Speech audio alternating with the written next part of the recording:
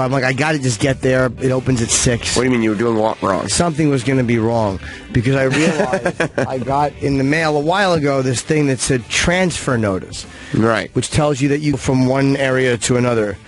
And I'm like, I know. Then I realized that there was a part of it I was supposed to send in, and I never did. I noticed that this morning in the elevator, I'm tearing the perforated thing off and embarrassingly put it in my pocket. So you're like, oh my God, am I not registered to... I thought I was.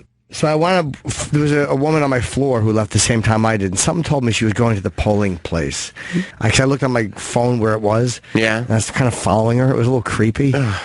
And I asked a man, where do I go? And Mister, where can I go to make the president? I did. I said, I'm voting for awesomeness.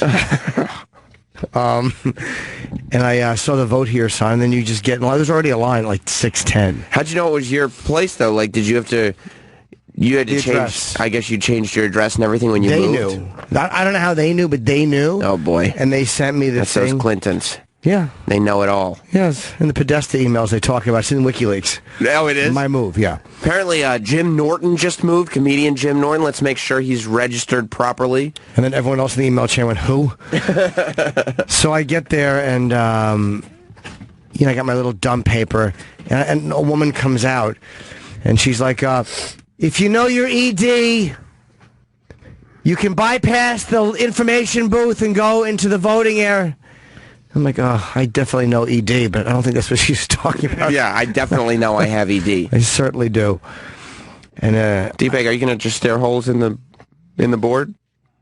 They're the one that's blinking? Don't interrupt me, cunt! God damn it, this is not hooked up. It's not plugged in. Whose job was it to plug it in? Whose job? I'm the iPad guy. Oh, now we got to deal with the static. Mars, you believe these guys? Mars had this look on his face like these fucking guys. D-Bag's over here. There's literally a button that's blinking that says Pro Tools kill. And D-Bag, I swear to God, I'm trying to listen to Jim. And D-Bag is sitting there staring at the board for 45 seconds. Literally. For what? Just staring at it, trying to figure out what button to hit. One of them is blinking and says Pro Tools on it. Because he wants Pro Tools on, I guess. That's my wild guess. What is that? What that button does? Yeah. And he's just staring at it. And so Mars is looking at this guy staring at the button, and then Jim's trying to hit his soundboard, and that's not plugged in. And Mars is just like, these fucking guys. These fucking guys. You're gonna have to give him a talking to after the show, Mars. All right. So you go to the polling place. Yeah. And I show the lady my paper. So the thing that was supposed to be sent in, you just tore it off and kind of tucked it in your pocket? No. I think the other thing was for corrections, because I've never been happy, because I always have the wrong paper with me. Always, You do? Always. So she comes over. And you must have been excited, because this is the first time you voted since Perot. 92. Yes. So she comes over, and I hand her my paper, and she goes, 73. And I realized I had the right thing in my hand. For the first time in many years, I had the correct thing I was supposed to have in my hand was in my hand. First time there was nothing wrong with what was in my hand. I wasn't ashamed of it. And I wound up by just walking in there. I didn't know you have to fill in the ballots. It's like a fucking SAT test. I thought I was going to walk into a booth. The last time I did it, you walked into a booth. Right. But this just had like a bunch of they almost look like newspaper, where you open a thing and pull a newspaper out of it. That's how big they are. They're very small. I see. It probably changes by polling place. Yeah, it's different everywhere. Oh, yeah. Yeah. And you fill these out like an SAT test. Like with a number 2 pencil? And then, I did it with a pen. And then you slide it in. You do. And it says, I did it wrong at first. I'm like, oh no. I started panicking. It wasn't going in. It said error reading. I'm like, why wouldn't there be? And the lady said, no, they're a little finicky. How are you going to have... You can't have finicky... No, that was what she said. You can't have finicky card readers at 6 o'clock in the morning. It's going to be a very long day of voting. So I put my thing in. I have no faith in it now. If the machines are finicky at 6 a.m., and those finicky machines have to last throughout the entire day, that worries me. That concerns me. Yeah. Well, it went in, and it said your vote was counted. and I was a very happy boy. And then I got my voting sticker. You did. I see. You stuck it right on your hoodie. Yes, I did. I put it on. So that way everybody can know that Well, I you... actually was hiding it under my... It was on my shirt. Oh. And then you realize it's something you should be proud of? Because you're part of the solution? Well, I cast my vote for awesome sauce. It's not... I'm sure you didn't. But... Who else was there? How many people were there at 6 o'clock in the morning? Was there really? Mm-hmm. 10 after 6. By the time I walked out, it was out into the street. Like I started, it was in a basement of an apartment building. And I wound up, you go down this step and in this hallway in the apartment building. But it was like probably halfway down the block by the time I came out. Wow. And that was one reason I wanted to go early. I'm like, I got shit to do in the afternoon. I know it's going to be a lot of people today. I think a lot of people are going to vote. I think so too. It was nice out. The fact that it was nice out means people can stand outside. Right. And they can, they're not going to worry about getting rained on. Yeah. That must suck to go in the rain and vote. Oof. It's so funny because most of the time, every other election except this one, there's been such an emphasis on getting people out to vote, And when a candidate is inspiring people to vote, like when Obama was getting new people to vote, it was like this huge deal that voter turnout was larger. But nobody's really crediting the fact that this election is going to have way more people voting than usual, I think. Yeah, I think it's going to. I mean, I don't know what it's normally like, though. Like, I've never gone in the morning to vote, so... Even though we'll have more people voting, and even though way more people are interested in this election than usual, it's not being looked at as a victory for the country. I don't know. I think, I don't know. I don't know if it was normal at 10 after 6 to have that many people, or if that was less than would normally go. It's usually very busy in the morning. Yeah, I think people before work, right? Before work, yeah. And nobody wants to go after work because then they assume it's going to be busy after work. That's what some woman said as we're standing there. She goes, "Can you imagine how bad this is going to be at 7 o'clock tonight?" And I went, "No!" I can't. Yeah. Well, you haven't voted since 92. How could you know? How would I know? How could you know? Quarter century ago. That's although the technology hasn't. We're still fucking taking a little ballot and a pen and putting it in a thing. Yeah, it seemed fair. I got stopped because they were only letting 10 people at a time into like the voting area. It was a fucking whole thing. How crazy is it? It was mobbed. They had to. Yeah. And the guy's like, "You mind if I stop you?" I'm like, ugh, why? How crazy is it that we can't vote online yet? Who would have thought that in terms of the internet, voting would be the last thing? And I get it, because they tried to do health insurance online, and Obamacare crashed. You remember when Obamacare was launched? And how terrible the website was? I'm not advocating for the government to institute some kind of online voting thing, because obviously they don't have the right people to set up that infrastructure yet. But it is crazy that that's the last thing left to do online. You know what I mean? Yeah, but I think they can't guarantee that it's going to be you. This is like the only way they have this some kind... Well, they didn't ask me for ID. They didn't? No. If you voted in New York before, you don't have to show ID. Okay. Yeah. How do they know it's you? I never voted in New York. I never voted. And when I voted in 92, it was in New Jersey. I guess because you had the paper. Yeah. They knew you were ready. Yeah, I think I got the celebrity treatment. Yeah. Well, they probably just saw your paper. No. I got a celebrity. I think I did show my paper to the lady. Oh, Jim Norton, we heard you moved into the neighborhood. Yeah, there was a real buzz when I walked into the polling station. There probably was. He's been talking on the air. First, he was a Trump guy. Then he wasn't sure. Yesterday, he mentioned Trump, but it wasn't for all the reasons. We don't know which way he's going. Let's get Jim Norton right into the booth. So funny how people are just so polarized by who another person's going to vote for. Especially this time, How more about than this? ever. Shut the fuck up. Okay. I voted for this guy. Shut up.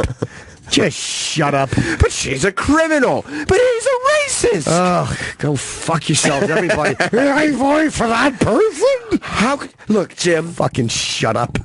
I don't mind. You can vote for whoever you want, but just explain to me, how could you vote for them? Yeah, I love all these people that think they're political experts. Hey, you dumb motherfucker. You know about as much as I do. I know people don't like to believe that. Like, everyone likes to believe that this political insight. You're voting your conscience and your opinion. Right. That's it. Right. They all stink. So if you think that you have some kind of great insider information into politics, you're a dope and you're delusional. And so many, I'd say the majority of people at this point are just sticking to, in terms of their political information and the way they get it, they're just sticking to whatever agrees with them. If you vote one party only all the time, you're a dope. Yeah. That's my opinion of you. Yeah. So you think that people think they have this insider political knowledge. Like, what are you voting this way? You're a fucking idiot. Yeah. I vote how I want to vote, when I decide to. That's very rare. That's very rare. I vote how I want to vote. Most of the time, not at all. Exactly. Most of the time, I stay home. Every 24 years, I vote how I want. Absolutely. Right. Dude, you give me 100 years, it'll be 4 times. 4 times a century is not bad. That's actually quite a lot. I don't think I'll make it. I'll make it to the next one. Maybe the one after that, probably not. Then again, if I'm 48, if I live to be 98, I mean, I live a pretty healthy lifestyle. Just 98-year-old Jim Norton getting ready to vote. So, well, I've been paying attention to all the issues. Shut up, old man. Maybe they will say that, but they'll be like, remember you used to do radio? I'll be like, yeah, that guy died a long time ago. My mom always... Wished she had an abortion? My mom always votes Democrat, but ever since we were kids, she would never tell us who she voted for. It was very plainly obvious. But she would, every single election, she would always vote for local elections, national elections, always vote. Conscientious woman. That's right. Here's why she didn't want to tell you, by the way. Because she only voted for black men. You think so? She was afraid to tell you. I'm not sure it was an option every time. Oh, yeah. She wrote one in. Yeah. Another one for Clyde Frazier. And she just kept writing in Clyde Frazier. Just Nicks. Just Nicks in the 70s. But she would always come home, and we'd go, who'd you vote for? And she'd go, it's a secret ballot. Maybe she didn't want to influence you. To do what? We're kids. We can't vote. Or just influence your opinion. Or here's what it is. She want to argue with your father. Because they probably voted for different people, and she didn't want to hear his shit. Yeah, I don't know. That's it. She didn't want to hear your dad going, how could you? What are you voting for them for? Yeah, it's like the 60s. My dad always voted liberal, too, though. Oh, okay.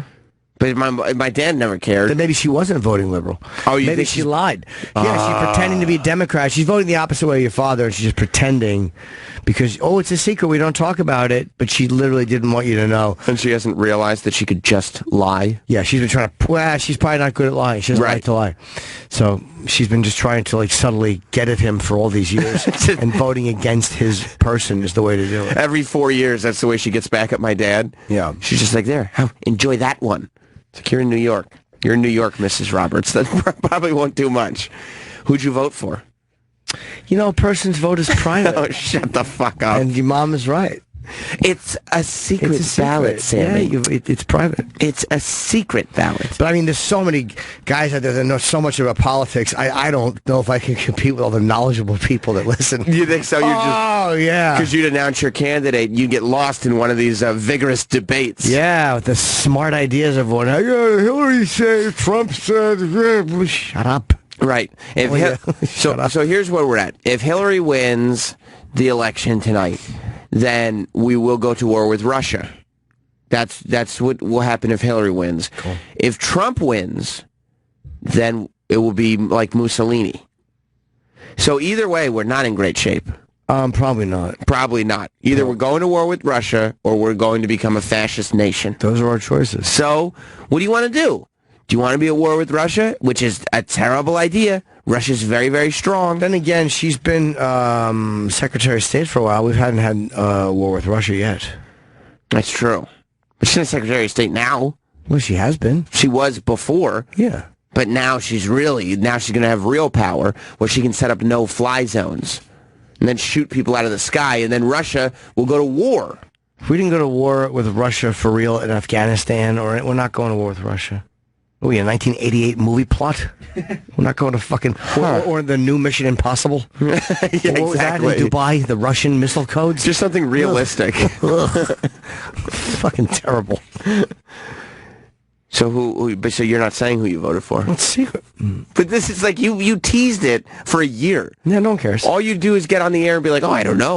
Like you announced. I didn't know. Yesterday, as I was looking at it, I was still thinking of pros and cons. Yesterday, what type of pros and cons were you thinking about? What I like about this person, what I don't like about this person. Was it the war with Russia or the fascism? No, I didn't think about those childish nonsense things. Well, that's what we're dealing with here. I'm not worried about war with Russia. Let's go to the text box for comment. War with Russia or fascism? Yeah, that's what I'm going to think about when I go later. Do you know which one you're going with? Yeah. Which one? War with Russia. Okay. All right. That's good you to want know. war with Russia? Yeah. Instead of fascism? Yeah. I see. I'm you're down with fascism. So you're voting for her? I see, because fascism is our whole way of life, and we might win the war with Russia. Yeah. I see. We're pretty good in war. Not lately. We're not. We're fucking we did not great in Vietnam. We did okay in the technically not two a Desert war, they'll Storm, tell and you. we have not done a great job in the last 40 years of war. No, we didn't.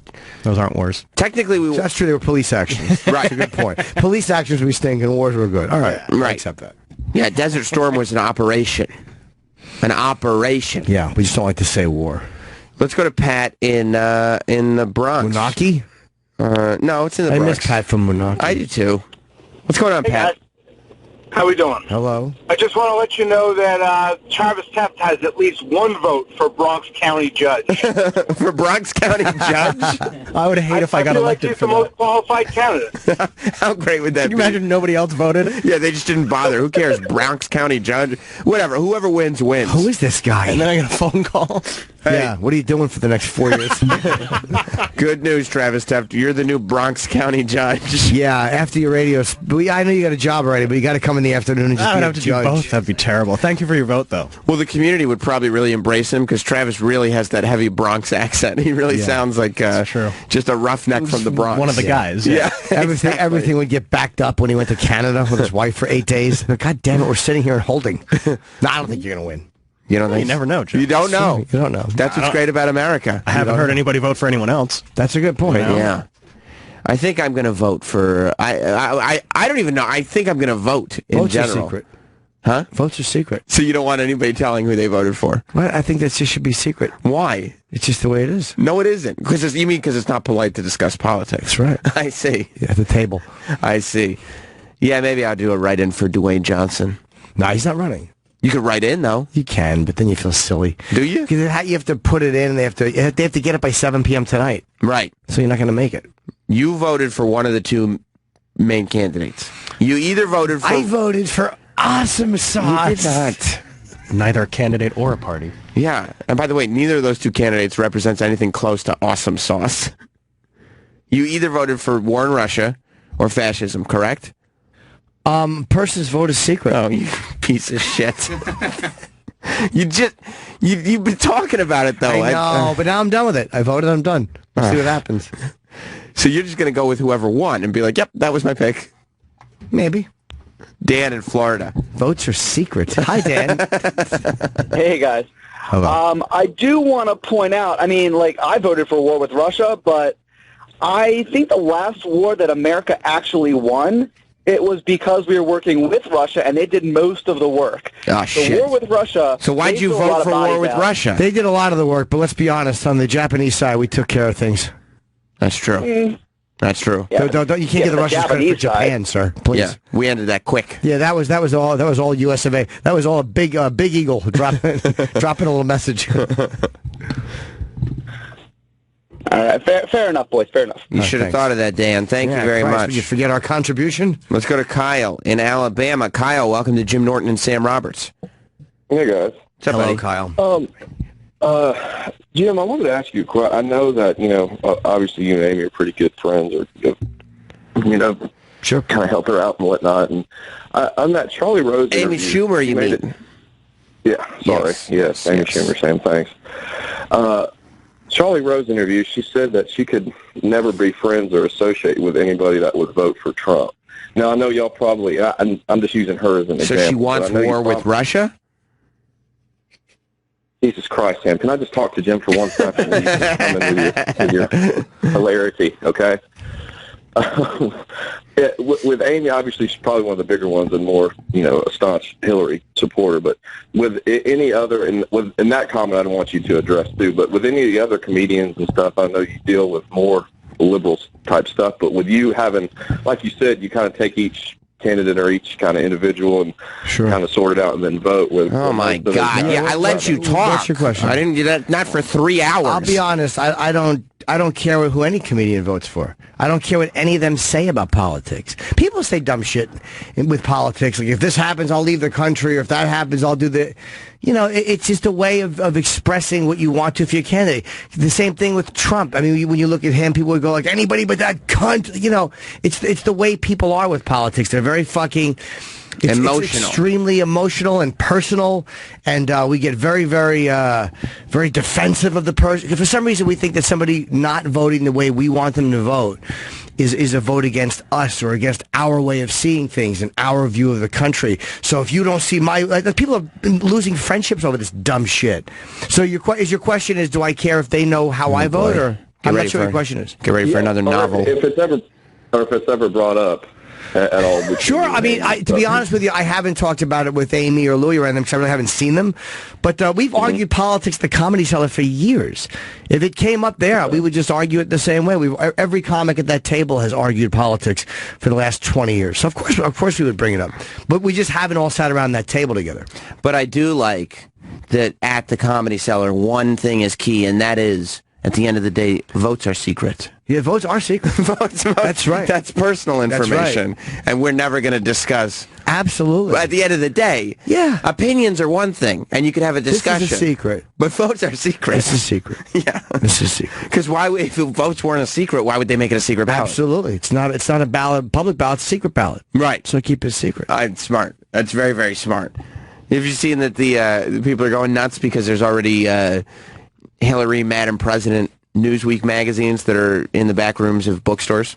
I saw something about that. Did she sign one or whatever? Yeah, she signed it, but people are acting like it's a big deal, as if we know that every time... See, there it is, a special commemorative edition, Newsweek, Madam President. We know every Super Bowl, every World Series, everything. They print both shirts. President Trump right now, whoever wins, somebody's going to be reading a President Trump magazine where Cleveland Indians fucking World Series.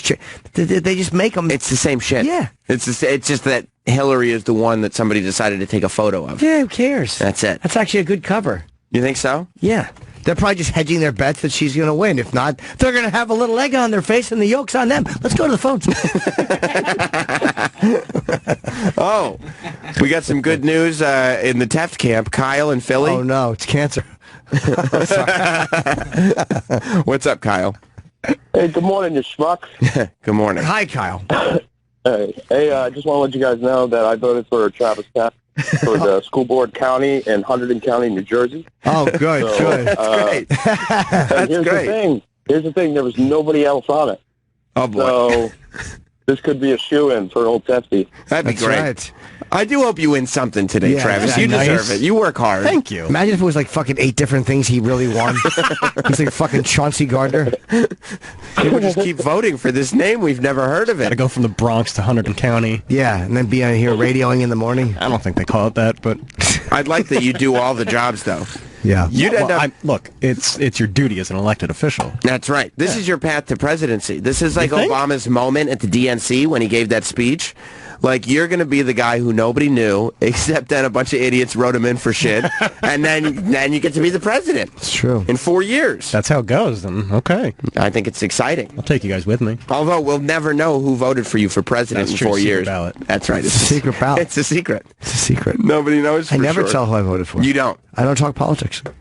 You just told everybody, like, that you voted, the last time you voted was for Ross Perot. Somebody saw me voting, so I had to admit it. Oh, I see. Yeah. Let's go to, oh boy, Joe in Jersey. What's up, Joe? Hi, Joe. Hello, gentlemen. Good morning, and how are you? Good. Good. Good. I just want to make sure that everyone understands that opinions, they're like assholes. Everybody has one, and they all stink. That's what I was looking for. That's what I was looking for. All right, goodbye, Joe. Thank you very much. I was in a wormhole last night looking up all the Hillary Clinton conspiracy stuff.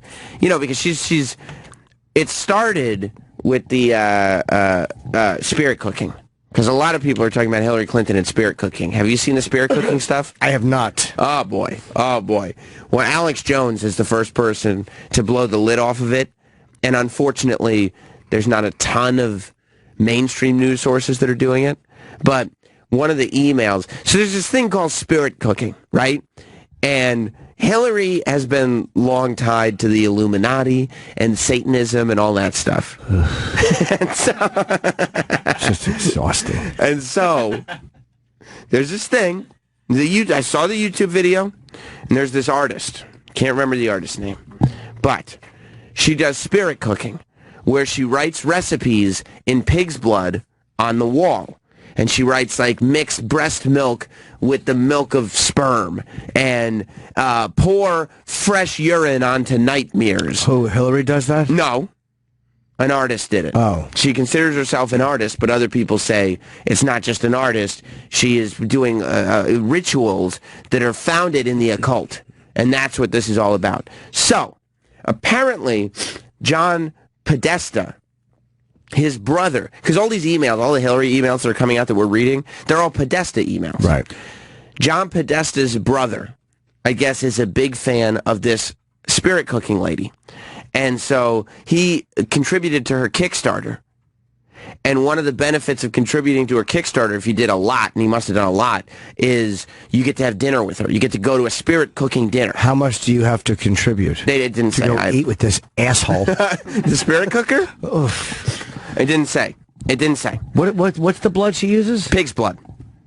Although, depending on which source you're reading, it's a mixture of human blood and menstrual fluid. But it's pig's blood. It's a bucket of pig's blood. And see, she's writing on the wall, and she's talking about drinking breast milk and semen. Oh, it's just nonsense. And she's talking about... You know what kind of breath that would give you? Fucking breast milk and cum breath? It would really dry your mouth Oh, it out. would be fucking awful. Ugh. You ever taste cum? No. Right. All right. It says, with a sharp knife... With a sharp knife, cut deeply into the middle finger of your left hand. Eat the pain. She wrote that in pig's blood on the wall. It's just silliness. Do you think it's goofy? Yes. And so... It's like something Chip would think is cool. Yeah. Fuck yeah! Satanism. Fuck yeah! So she's doing all this, right? Yeah. And there's other, like, part of the exhibit is, like, there's, like, a woman who's laying in a tub, and she's got blood all over her and stuff, and you can walk by and pour blood on her, and it's all this occultism. Yeah. And so John Podesta's brother is a fan of this, and he contributes to it, and he gets invited to a dinner. Oh, good. Podesta's brother sends Podesta an email inviting John to this spirit cooking dinner. Now, obviously, John knew what it was because his brother isn't, like, explaining it. Coagulated blood coming out. Yeah, see? Obviously, John Podesta knew what it was because his brother doesn't explain to him in the email what it is. So it's a quick email saying, hey, I think her name's like Miranda. And it says, hey, Miranda is doing another spirit cooking dinner. Do you want to come with me? Obviously, Podesta knows what it is because otherwise he'd say, here's what spirit cooking is. Right. Here's who this person is, and he doesn't explain any of it. But people have taken that one email and started to explore it and used it as evidence that John Podesta and Hillary Clinton are involved in the occult. How about the evidence of the fact that John Podesta's brother's annoying and he's bothered him with this before? So he's already explained to him. He's probably talked to him at parties and at dinner. So he just knows who Marina is. And he's probably called him about it before. And John Podesta's like, I'll go to the next one, dude. Yeah, like, I go to the don't next know. one. I'm busy. He's probably texted him. His brother sounds like a real ass. And their mom is calling Podesta going like, is your brother, is he still doing the spirit cooking thing? Yeah, Mom, I don't know. It's art, I guess. Just let him be. It's his hobby. Is she a performance artist, this lady? She is a performance artist. Why is anybody taking it seriously? It's just childish silliness. People love it. People love it when there's these hints towards something. And that's what I was doing. That's why I spent an hour looking at this stuff. I watched all the videos, and I looked for anything. Like, I looked for something. Because there's a lot of people that are jumping onto this thing. Like, they love this. They're like, this is it. This is the evidence that we needed.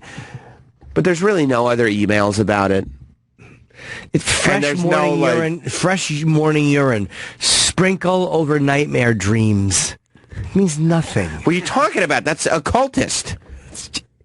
It's something That's Satanism. It's something a 15-year-old Jimmy Norton from the suburbs would have thought was cool. What? That would have thought that was so cool, mysterious. Jim, This is what the people who hold power in this country are doing behind closed doors.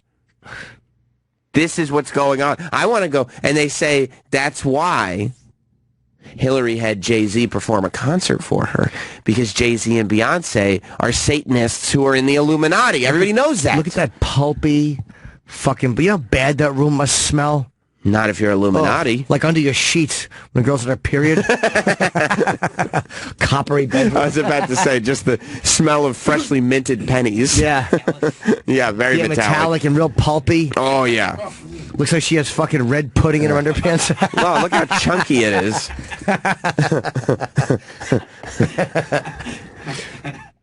Yeah, but you see, spirit cooking. From 97. Well, this one is from 97. How but old is this bitch? the email is from much more recently. Cool. So Well, this is all still going on. And then... we solved the mystery. You really think it's as simple as that? His brother's annoying, and he's babbled about this before. You ever look up something? You ever have that as your first instinct, something that simple, and then spend a long time trying to look up more stuff about this thing and then realize that your first instinct was probably correct? No, I mean, I tend to trust my first instinct. Marina's 69 years old. She's a performance artist in New York. Her work explores the relationship between performer and audience, the limits of the body, and the possibilities of the mind. This sounds satanic.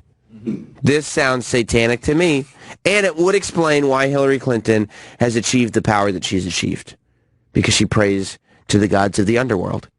Does that not make sense to you? No. No. It doesn't? Not even a little. Oh. No, I find it tedious. Oh, it is? Yeah. Okay, well, how about this one then? Because I also fell into a wormhole with this one. There is also a possibility, some people are saying, that the Clintons and Podesta and all this stuff is actually tied to a child sex trafficking ring. Now... Go ahead. Yes. Okay. All right. Good. Good. We have an expert witness. Go Hillary. I voted for her. There are emails Yep. in this leak where it appears... Hold on a second. Can Yeah. you get me some hot dogs? I'm hungry. Wait a minute. Go ahead. Adrian, don't you move.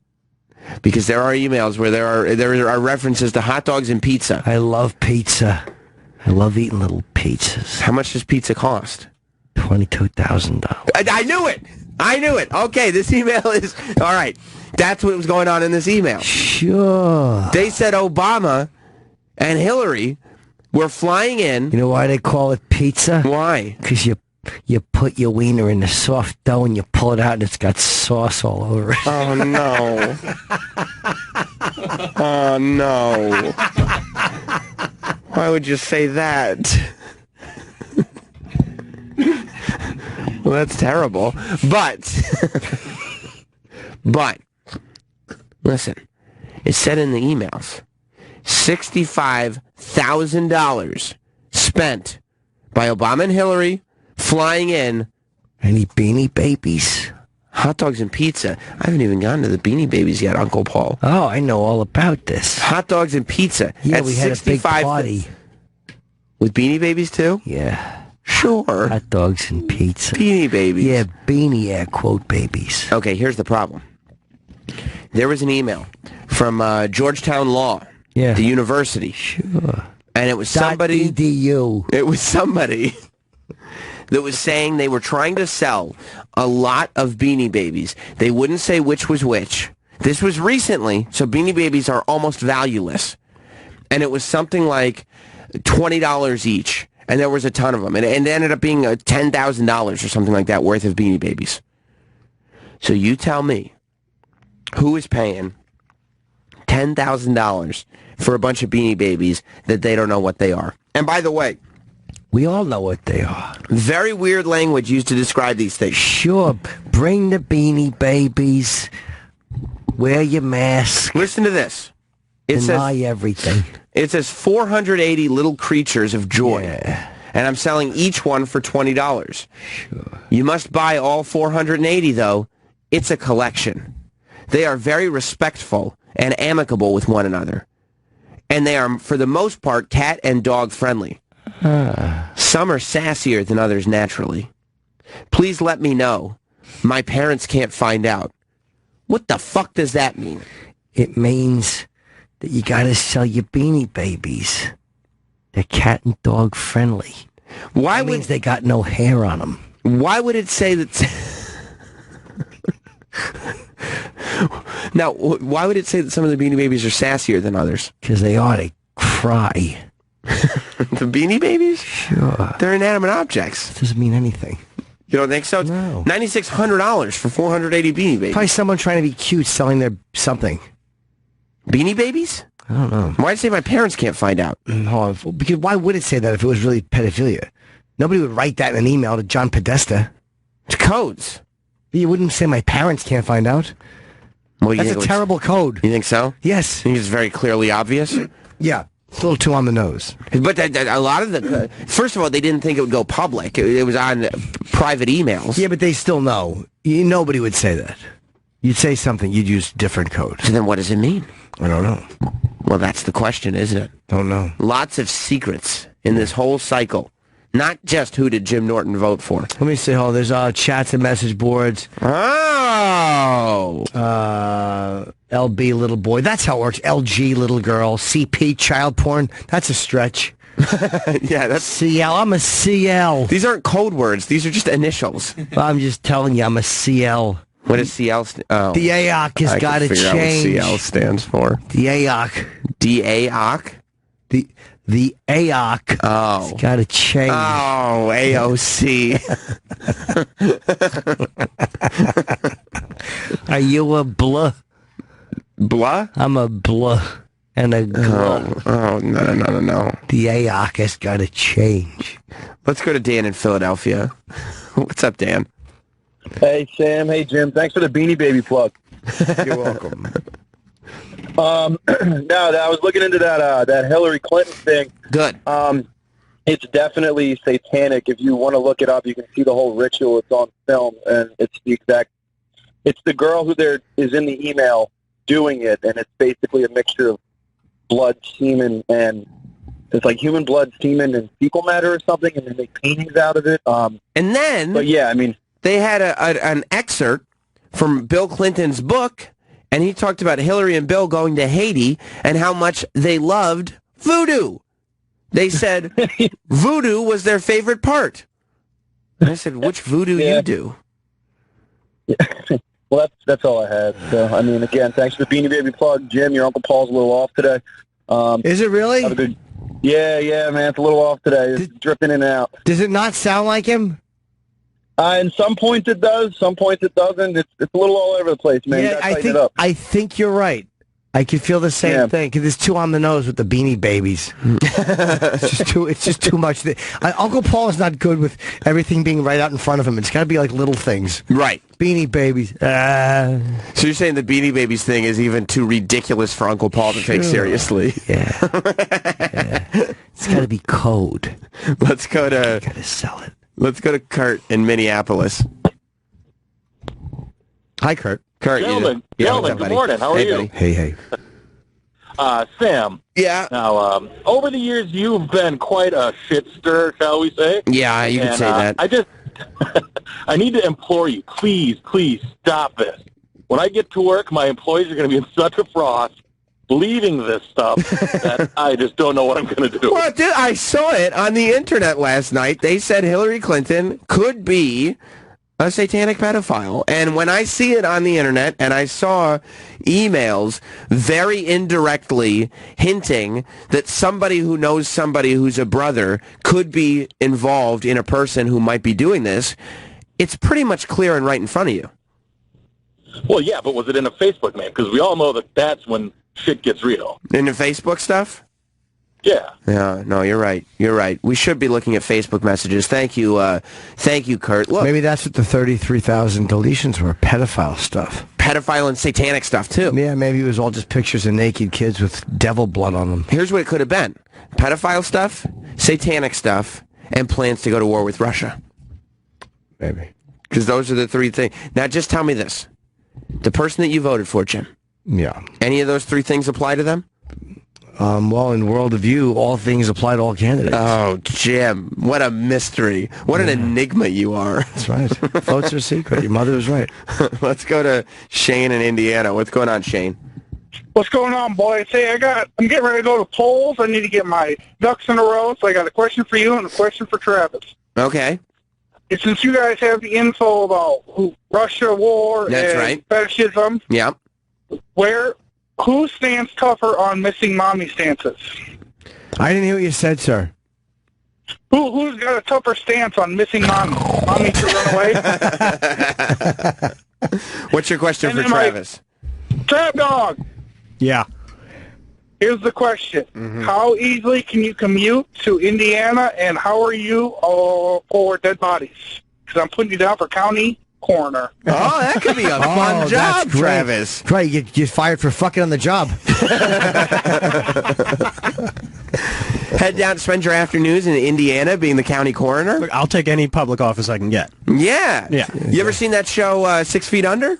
No, but I guess I would have to. People love that show. Yeah. Hopefully you'll be starring in it soon. I didn't mean that. I understand what I don't you're want you to die. Thanks for clearing that up. Sure, sure. Oh, look at this. I see on at Jim and Sam Show on Twitter, Patrick just said, I voted for Travis Teft for Texas's 30th District State Representative. You only work 60 days. Every 2 years, and you're protected by the Texas Rangers. Oh, that's great. You got a baseball team looking out for you. Fucking boo, Jim. This is going to be great. I can't. That's really going to be the fun thing at the end of this election night, is figuring out what jobs Travis has and doesn't have. And I want to know how close he actually came in some of these. Yeah. Will there be actually people looking at, like, we get a lot of these Travis Teff, we don't know who this guy is. Apparently he's got an impact on people. Actually, people looking at, like, we get a lot of these Travis Teff, we don't know who this guy is. Apparently he's got an impact on people. I get a phone call. Yeah, I hope that you are alerted via some kind of national attention. That'd be great. Yeah, because people are going to be like, we have like all these little elections that nobody cares about. This name keeps popping up. Travis Teft has a vote for Westmoreland County Magistrate, only an hour drive outside of Pittsburgh. Oh, good. Pittsburgh's not far, and you've always wanted to be a magistrate. I don't even know what that is. Yes, Wow. you do. No, I don't. Yeah, oh, you'll figure it out. You don't know what it is either. I do. No, you don't. Jim, It's a judge. Oh, is it? Oh, Oh, yeah, I should have known that. just don't do any tefting under your robe. Why? I'm the judge. I can do whatever I want. You're not supposed to. Tefting is when you wax your pubes. I misunderstood. You'll be screaming from the bench. It's so distracting. 866-969-1969 is our phone number. Steve in Florida. What's up, Yes! Steve, hello. Sammy, you used the term fascist before. Do you know where it comes from? I don't know where the term comes from, no. All right. Fascism, basically the Italian fascists, you use Mussolini. That's They right. follow exactly. They follow the symbol of the fasces, which is an old Roman symbol. It was a bundle of reeds wrapped around an axe, which signified law backed up by strength. Mussolini had his people, the fascisti. Stalin coined the term fascist to separate Mussolini's brand of communism from his. Plus, the Nazis, the National Socialist Party, man, they weren't right-wingers. They were socialists. Look, People always don't, what? Steve, I have the internet. Yes, sweetie. I have the internet. I know who's a fascist and who's not, okay? I have Facebook. Oh, well, that definitely is a great source. I appreciate the information, but I've read enough status updates to know who stands with who. Oh, You see? okay. Okay? But thank you for the information, Steve. Paul R. Nelson. I'll talk to you later. I wonder what Paul R. Nelson is doing now. I don't know. Is he still involved in politics? I hope so. Donald Trump, in a speech yesterday, he was trying to convince everybody that, they should vote for him. And he said, in a throwaway line, Donald Trump, on Sunday, actually, claimed that 5 years ago he was honored as Man of the Year in Michigan. I remember that because I was out in Michigan when those awards were held, and he tied up traffic. So I do remember that. You do remember that to be the case? I do. Okay. It's a weird award, but I remember that. I was like, what's going on? Like, Trump's getting a Man of the Year award. I'm like, for what? He's on The Apprentice. I mean, it's so silly. Oh, so you actually have a conscious memory of it. Yeah, I remember talking to somebody in the hotel. I was staying in the Four Seasons. He was staying in the Four Seasons in Michigan. And it was like the traffic was tied up, and I asked somebody. And what's with all the traffic? And they said, well, Donald Trump's winning Michigan's Man of the Year. Michigan's Man of the Year and you award. said, and I'm like, is it at this hotel? And they said, no, but they're using this as a stopover place. I see. A stopover place. Yep. Yeah. And then you said, he's just the guy from The Apprentice. It's not like he's running for president. No, I didn't say that. I just said, well, why would they give it to him? He's on the TV for The Apprentice. I see. It's odd that you have that memory. I do. Because the Detroit, the Huffington Post. It was right near Detroit. It was? Yeah. Okay. In Michigan. The Huffington Post looked through various search engines and newspaper archives and found nothing. Check the Washington Post, who scrubbed Trump's bio down to the bone in his reporting. He said he knew of no such honor. We reached out, this place reached out to Michigan Governor Rick Snyder, who had no information on it. The Trump campaign did not respond. The Detroit News has a list of Michigans of the Year. Trump is not on it. Oh, there was a mistake back then, too, but it really is him. It is. It says here, we checked the Michigan Chamber of Commerce. A person there said they don't have a Man of the Year award. Yeah, they do. I remember traffic was tied up because of it. You sure it was for Michigan State Man of the Year? 5 years ago. Detroit. 4 Seasons. All right, well then... Stopover. Brief stopover on his way to get his Man of the Year award. Maybe he really won this award. He went to the Kiwanis Club and got it. Is that where they gave him out? Yes, it is. I'm assuming, because I don't think you just make that up, I'm assuming he had, at some point, he was given some kind of trophy in Michigan, and Donald Trump had a Michael Jackson Artist of the Millennium Award moment. Possibly. Where he just goes like, thank you for naming me Michigan's Man of the Year. And they were like, what the fuck's he talking about? That's not, this award isn't that, but nobody corrected him ever. Like, Donald Trump strikes me as a guy that probably has a good number of people around him that do not correct him. Right, I'm sure they don't. So he probably decided to name this award Man of the Year. Nobody corrected him, and it just became reality. You don't make something up like that. No, it was a real award. They're probably, what happens is they're probably scrubbing the records to make him look bad. Oh, you think this may be actually a case of bias? Guaranteed. Wow. I remember it happened. So How else did I know about that? No, you're right. You're right. Are you saying, did that go into your thought process and who you voted for this morning? Votes are secret. Who you vote for is not for public knowledge. It isn't. I don't talk politics. Oh, I see. I see. Well, good. Marshall in Texas. Ooh, is that your job or your name? I'm just being cute. Ooh, is that your job or your name? I'm just being cute. You've done that before. Good morning, lamb chops. Good morning. Hey. Hello. I'm voting Jimmy Tide. But anyway, I've been reading all these articles about the emails, the Podesta emails. Yes. And the WikiLeaks and all that. And pedophilia and Satanism. That's right. Well, the headline is some amazing thing, right? And then you click on it and you read the actual email and it's nothing, right? So, like, the last one yesterday was Hillary Clinton killed Vince Foster. It's in an email, right? Yeah. And it's an email from two guys that worked for this thing called Stratfor in Houston, and they're, like, joking about it. It's in, like, one line. It's not connected to anything. See, here's the thing about the emails. Like, to me, there is very damaging stuff in them, and there's not damaging stuff in them.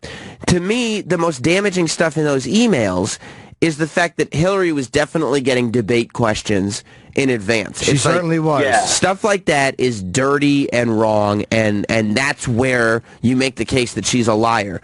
But the stuff about, like, the pedophile stuff and the satanic stuff and all the really sensational stuff, it is sensational. You're right. Oh, Sammy.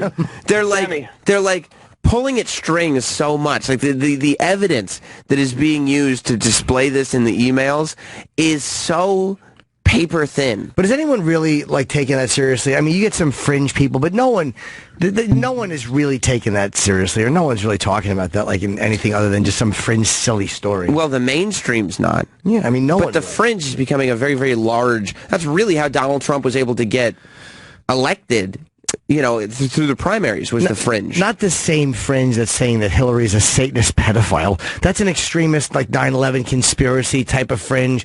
That's different than Trump got at some grassroots thing with people just being sick and tired of politics. A lot of alt-right is jumping on the Hillary satanic pedophile stuff. I'm sure they are, but the alt-left has their, or the extreme left has their fucking, their paranoia. That's all it is. It's just a little bit of paranoia. Yeah. It's fun to watch. Yeah. It's really fun to watch.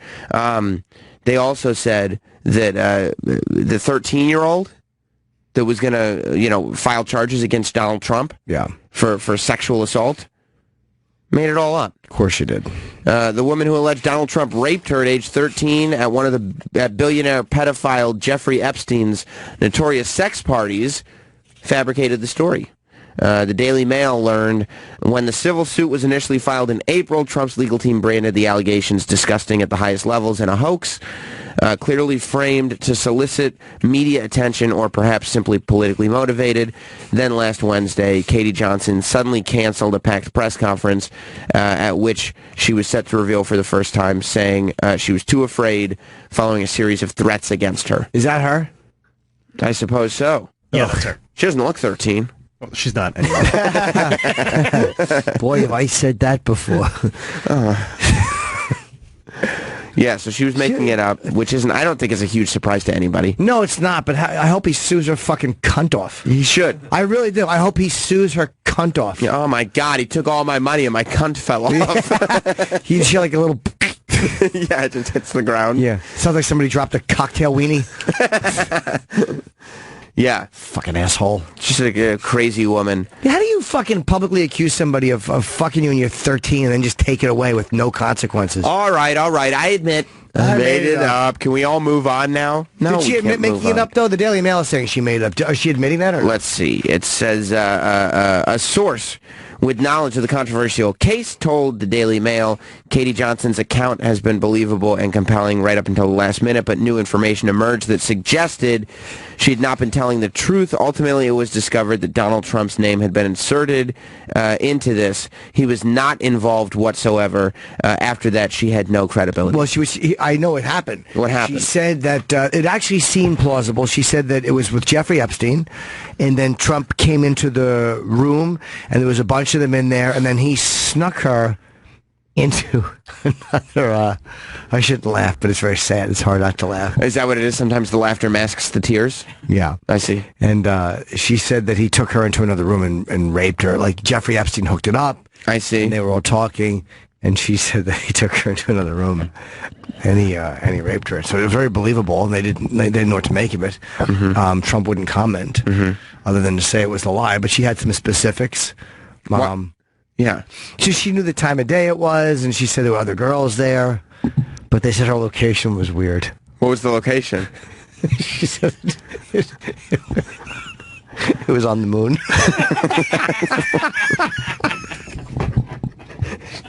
She claimed Donald Trump raped her on the moon? Yes, she did. Is that when she started to lose credibility? Well, they went through the record books and realized that Donald Trump had never been to the moon before. I see. Yeah. Oh, I'm crying. Yeah. They found one moon rock-sized hole in her story. She also said that in '94 she had no idea who her attacker was, and that it was only when she watched The Apprentice that she came to believe that it was Trump, claiming she could not forget her attacker's face. Yeah, and she said that her story was bullshit from the beginning. Yeah. They're like, how'd you know it was him? She said that when he's eating her pussy, he kept going, you're fired. You're fired. You're fired. How does he talk on the moon? Well, that's exactly it. I see. I'm just telling you her story. That's where the plot holes came in. A lot of them. Crater size. Right. Right. This is when police were like, hey, listen. She says this is what Trump said, but last time I checked, nobody can talk on the moon. Am I right? Well, you can talk on the moon. Only in a spacesuit. Sure. Well, they're alive, so they had to be in something. You can't eat a pussy in a spacesuit. Well, you'd be in a place. That's going to be on the surface of the moon. So you're saying it took place in a spaceship on the moon? She didn't get specific. Oh. She just said it was on the moon. She just said it was, and that was enough. That was enough to tell them it's probably not true. They checked, and they said she's never been on the moon. neither is Trump. And it probably would have raised flags. I don't. 13-year-old and a billionaire who don't know each other on the moon. On the moon together? What are these two doing? Thanks, sweetie. I haven't. I also. Did you really decide who you were going to vote for once you got there? I had a feeling of what I was going to do. Right. But I was still thinking about it. Can we have I want the callers up here. I want to see who's calling in. We don't have any callers right now. But I'm saying in general. Yeah, on that monitor? Yeah, I mean, it gets distracting. Yeah. No, just put them on that monitor. If you can't do anything on that computer, if you just leave the callers up there. If you can't do anything on that computer, if you just leave the callers up there. Oh, yeah, I don't want them up there, for Christ's sake. It's too big. Yeah, it's... oh, you broke the mon... yeah. I made the decision online. While you were waiting online? Yeah, I mean, I knew yesterday. Was it because of all the kibitzing old ladies that were online with you? But, she brings up a good point. I listened to some of their opinions. You did? Yeah. You did. I wish I knew who you voted for. I don't know who I'm going to vote for. It's a secret. No, you don't even think I should tell.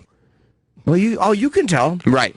One person, one vote. You do what you want with it. But, generally speaking, you would say a better rule of thumb is to leave it for mystery. Keep it a secret, yeah. When did you decide that? I've always thought I don't talk politics. Yes, you do, all the time. All the time. In theory, not about my own politics. You're being political right now holding that controversial Starbucks Christmas cup. There's a war on Christmas, buddy. And I'm fighting it. You are, right? Yeah. Boy, am I tired of hearing that. There's a war on Christmas. Yeah. Shut up, people. What were they mad at that cup, or is that the cup they changed? No, that's the cup. The cup they changed, and they said it was a war on Christmas, was two men having anal sex. That sounds like a good present. Sounds like a great one.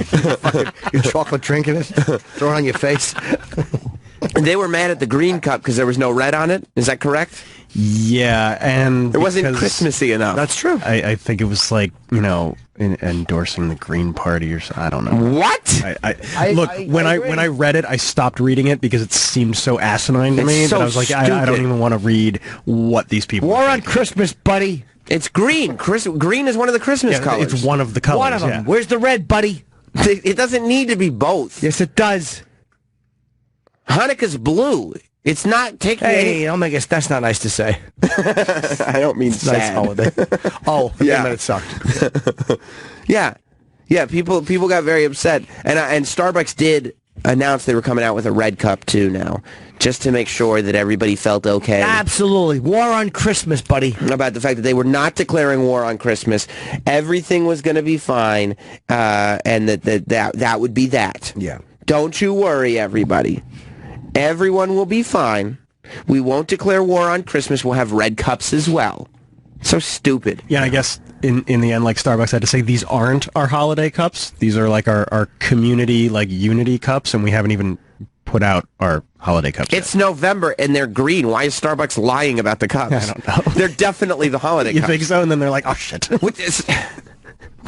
I hate both. I hate everyone involved. I hate everybody that got outraged at the fact that there wasn't enough red in the green cups.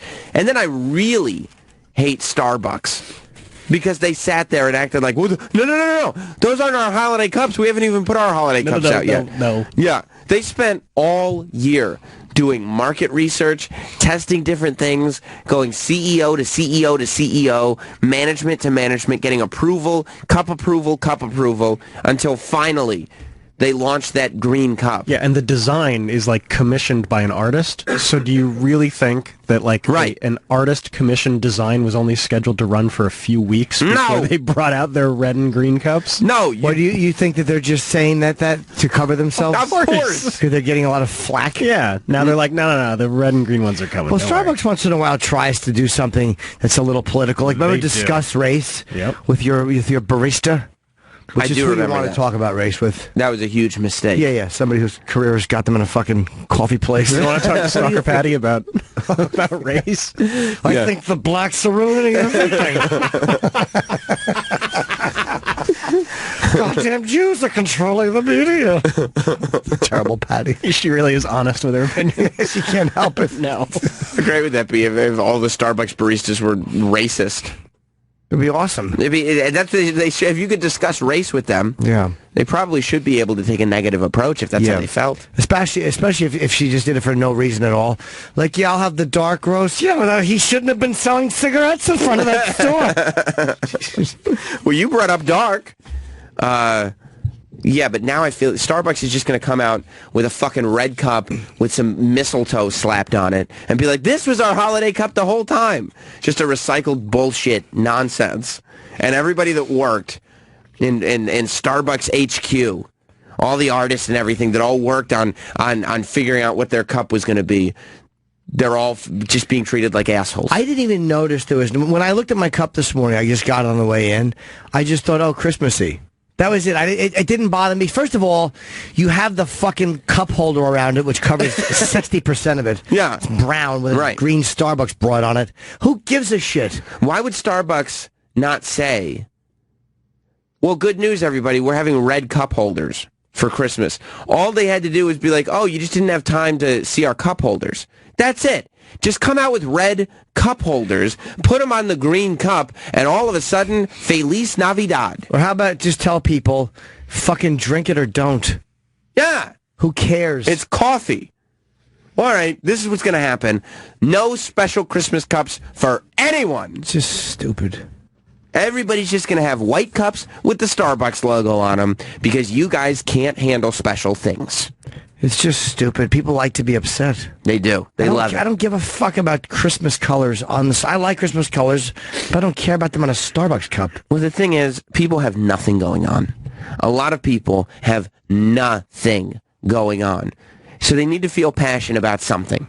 They need something to fuel them, something that gives them a reason for being. And so they decide, since there is so little going on in their lives, that coffee cups, that's what's going to do it for them.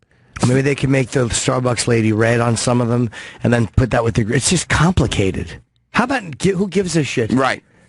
It's a red one, it's a green one. Just fucking drink the coffee and shut up. Yeah, if you don't like the coffee cups, go fuck it. Everybody's got a coffee machine. Make it at home.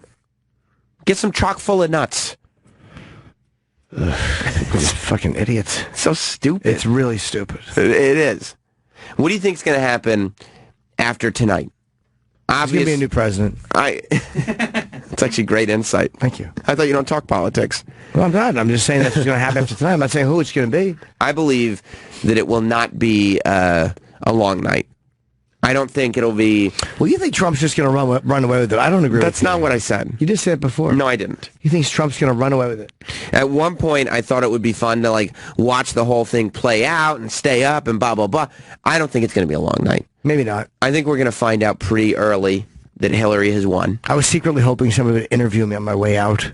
I hope there'd be an exit poll. Exit polling? Yeah. Did you get interviewed?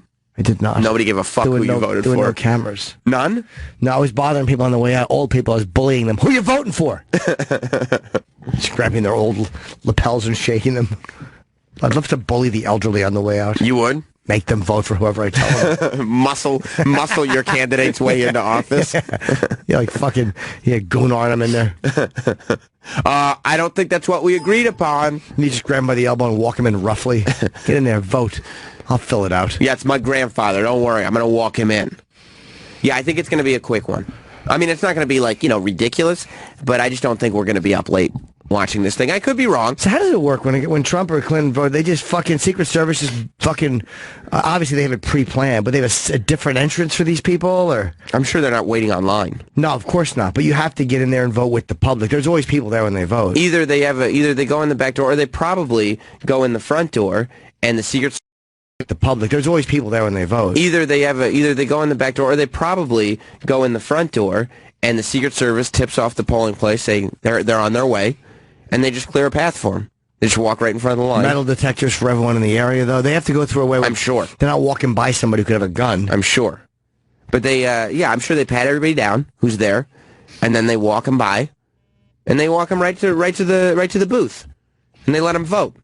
Yeah, there's lines already, though. I guess that's going to be all day. Yeah, yeah. They should do it a different time of year. Fucking November's too cold on the East Coast. What time of the year do you think they should do it? September, mid-September.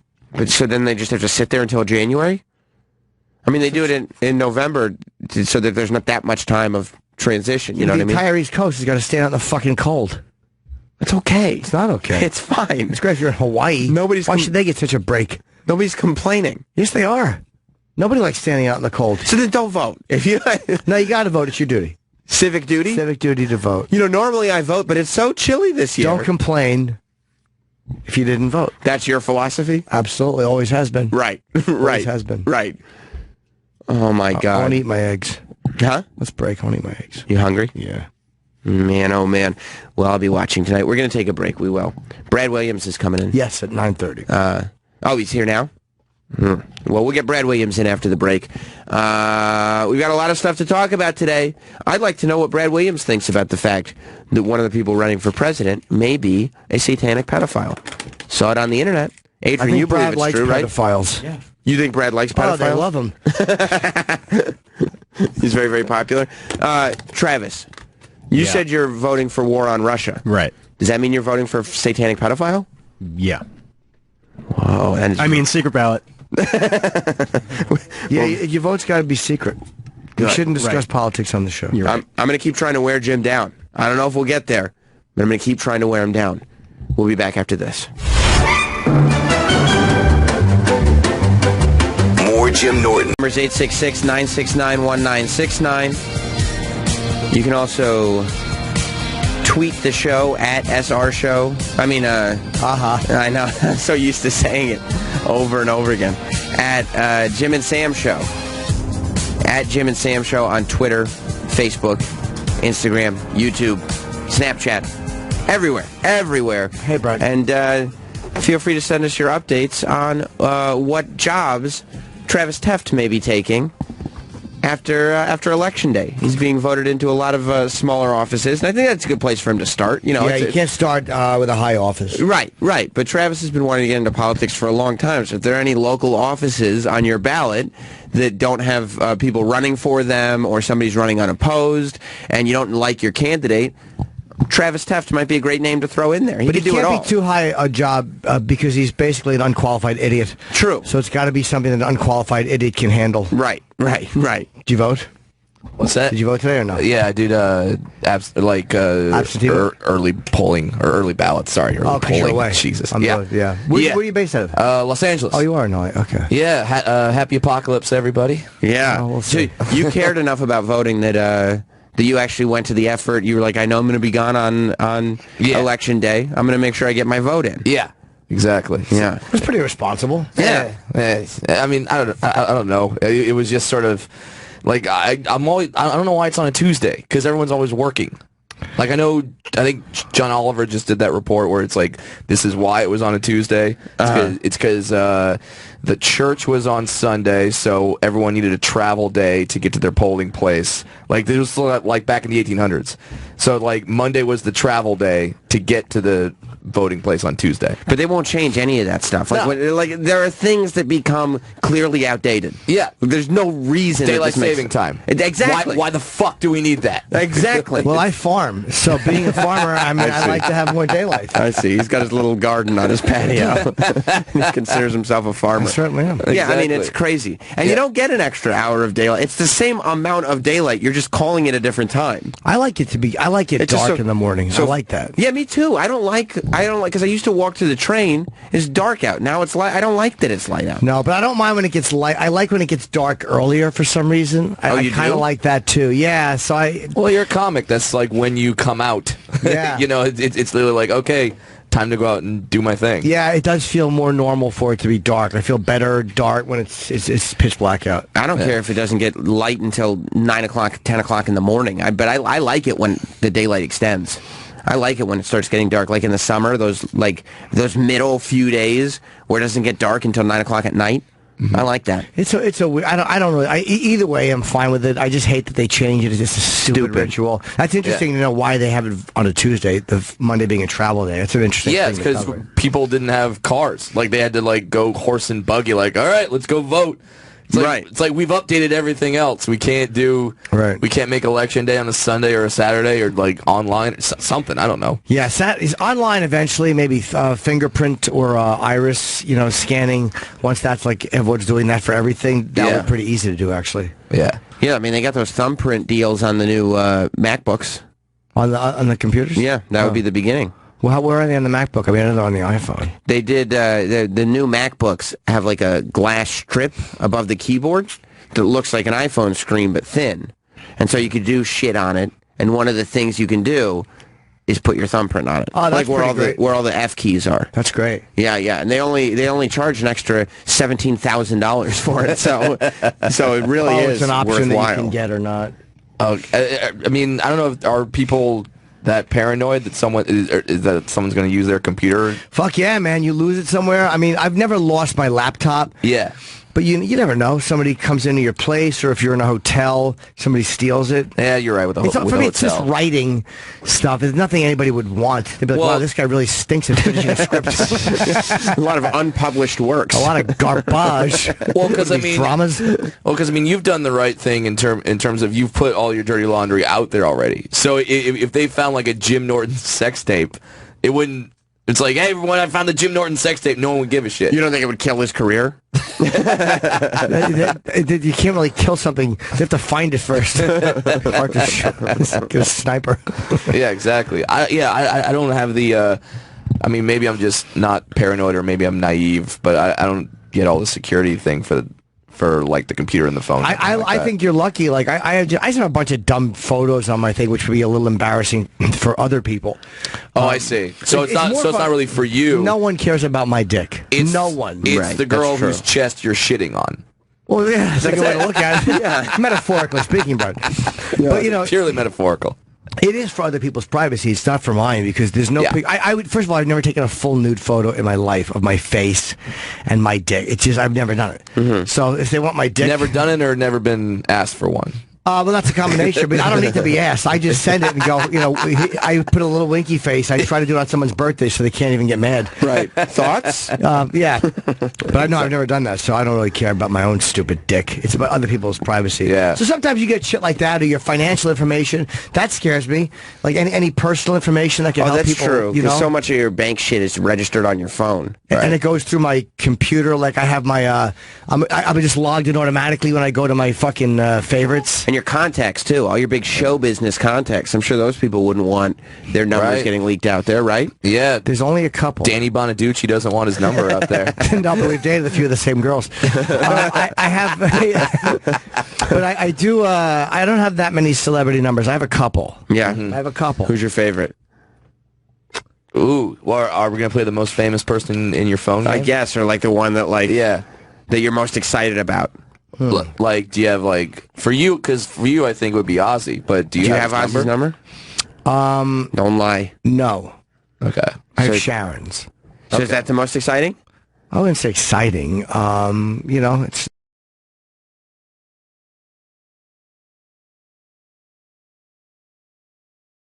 registered to. I thought I was. So there was a woman on my floor who left the same time I did, and something told me she was going to the polling place. I looked on my phone where it was. Yeah. And I was kind of following her. It was a little creepy. And I asked a man, where do I go? And Mister, where can I go to make the president? I did. I said, I'm voting for awesomeness. And I saw the vote here sign, and then I wouldn't say exciting. She gets back to me when I email her or text her. But is that your favorite phone number in your phone? I have to think of who else I have in my phone. I have Al Sharpton. Somebody gave it to me years ago. How often have you ever texted Al Sharpton? Whenever there's a black news story, he just texts and be like, Al, what do you think of this? Yeah, what's up, man? Crazy, right? Right? Yeah.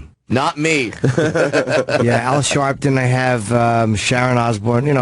Most of them are just my friends. I mean, comedians that are famous now, so I don't count them because I know them for a long time. Yeah. Right. Doesn't have my number. I'll see if I have your number or not. Hold on, I'll check you. Do you have a favorite, Brad? Dana Carvey. That's a good one. Yeah. I got to know him, and Yeah, it's like his son turned out to be Dax turned out to be a fan of mine, and then introduced Dana to me. Oh, that's cool. Introduced Dana to my comedy, and that was a trip, man. That would be the hope, by the way, that when we talk about having somebody's phone number in your phone, it's not just you're excited that you have their phone number. It's excited that you know them. Yeah. Like, well, yeah, I've got a couple numbers in there that, like, I have, but I've never used them. Right. Just, I have no purpose, and there's no need, and if I did, it'd be really awkward. It would just come out of nowhere. But, like, Dana, I could text. And you have a good relationship with him? Yeah, he was just on my podcast. That's awesome. Yeah. How was he? He's so funny. That dude is just ridiculously talented. We've never had him on. We've interviewed. No, we've never had him on.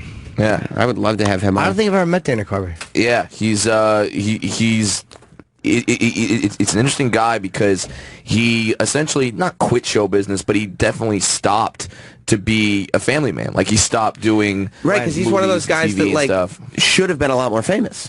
Yes, absolutely. Right? And for his talent, which is just unmatched. Like, yeah. Well, does he have all that Wayne's World money? Like, he's got so much money, probably. He's fine. Right. Well, like, yeah, he has the Wayne's World money, and then he told me that. Boy, I sound like my aunt when I said that. Oh, he made a mint on that picture. Should be shot. Yeah, like he made a lot of dough. Just he continued to do stand up just like at casinos, which can pay. Yeah, if you're a movie guy or an SNL guy, it can pay like 6 figures a gig. I would imagine he did a lot of money for Master of Disguise. That movie was huge. Or other things. Kids love that thing. I never saw it. When he's jumping up and down like a turtle. Adrian, you loved that, right? When you were that one growing up? The movie was huge when I was in like 6th grade. Right. All the kids loved that. Okay. Yeah. So how was he on your podcast? Dude, great. Just Matt, and a guy that knows what people like about him. Came with impressions. Who did he do? He does Trump. He does Bernie. He does. He taught me how to do a Michael Caine impression, but his is way better than mine. Does he do Michael? You know who does a good Michael Caine? Steve Coogan. Steve Coogan does a good Michael Caine? Great Michael. We've played on the show. Oh, yeah. Before. Him and this other guy do a Michael Caine off. Yeah. And sometimes you don't realize how specifically a person talks to you, hear an impression of them, and you're like, wow, that's sounds like a tough voice to do. Yeah. Well, yeah, because Dana... I do a great Michael Caine. All right. Yeah. All right, let's do like a Michael Caine off right now. A Batman would burn a forest down. Wait, what? Was that Michael Caine? Oh, please. Please. So he's talking to Batman, and what does he say? You're going to burn the forest down.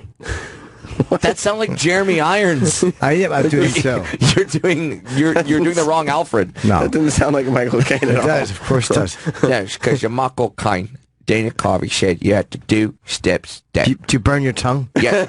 You burn your tongue. You just like eat a really hot piece of food, and then you don't know how to use it. Yeah. Come burn the forest down. When did he get a list? Can you like do any other words, or can you just do that sentence? Because I can don't do it good, me. There you go. Oh, wow. Was that Michael Caine? Of course. Different Michael Caine. Which Michael Caine was that? Voted. Oh, yeah. Very good. Now, is that Michael Caine or Forrest Gump? I don't do Forrest Gump. You don't? That's easy. Just Michael Caine. Yes. I see. Well, it's because there's some people that they can only do like one word or one sentence of the impression. Right. Like I can do a Hank Hill from King of the Hill, but it's only 2 words. Let me hear Hank Hill. Yeah, I can just do damn it, Bobby. And that's good. it. That's the only thing I can say is him. Do you do that at all, Jim? I don't do cartoon voices. You look down on real them? people. I don't do real people of an impact. I see. Like political people. Absolutely. You did a Donald Trump for a while. It's a great Trump. Yeah. What did that sound like? Gonna vote for me. It's good, right? That's actually really good. Thanks. Yeah, that's Thanks. very, very strong. Great. That seemed more like a De Niro. No. I wouldn't vote for you. You can vote for me. Right. De Niro and Trump It's the same arguing. face. Having a conversation is a little different. Much different. It's remarkably different. Quite a bit different, actually. Now Don't that blow I out my mention it. candle to make yours shine brighter. What Hallmark card did you get that from? It's hard to do Trump without doing the hands now. Right. Because I've just seen so many press conferences. So, when you do the Donald Trump, the hands have to go out. You do this, and this is actually a perfect impression because I have really small hands as well. Right. Yeah. So it's like we're like hand twins. But see, that's you're lucky. You don't really. Yes, I'm lucky with my dwarfism. You Tell are me, lucky. Sam. You don't need to do the voice because people just get a kick out of the hand. Like if you wore a suit, you're like, that was a terrible Donald Trump impression. It was It's not a terrible Donald Trump. It was the greatest impression you've ever seen. It's so wonderful. Tom Brady told me Focus on the hands, Jim. JFK? It's not JFK. Tom Brady told me. You can do a better JFK than that? This was a better impression. What does JFK sound like? Ow!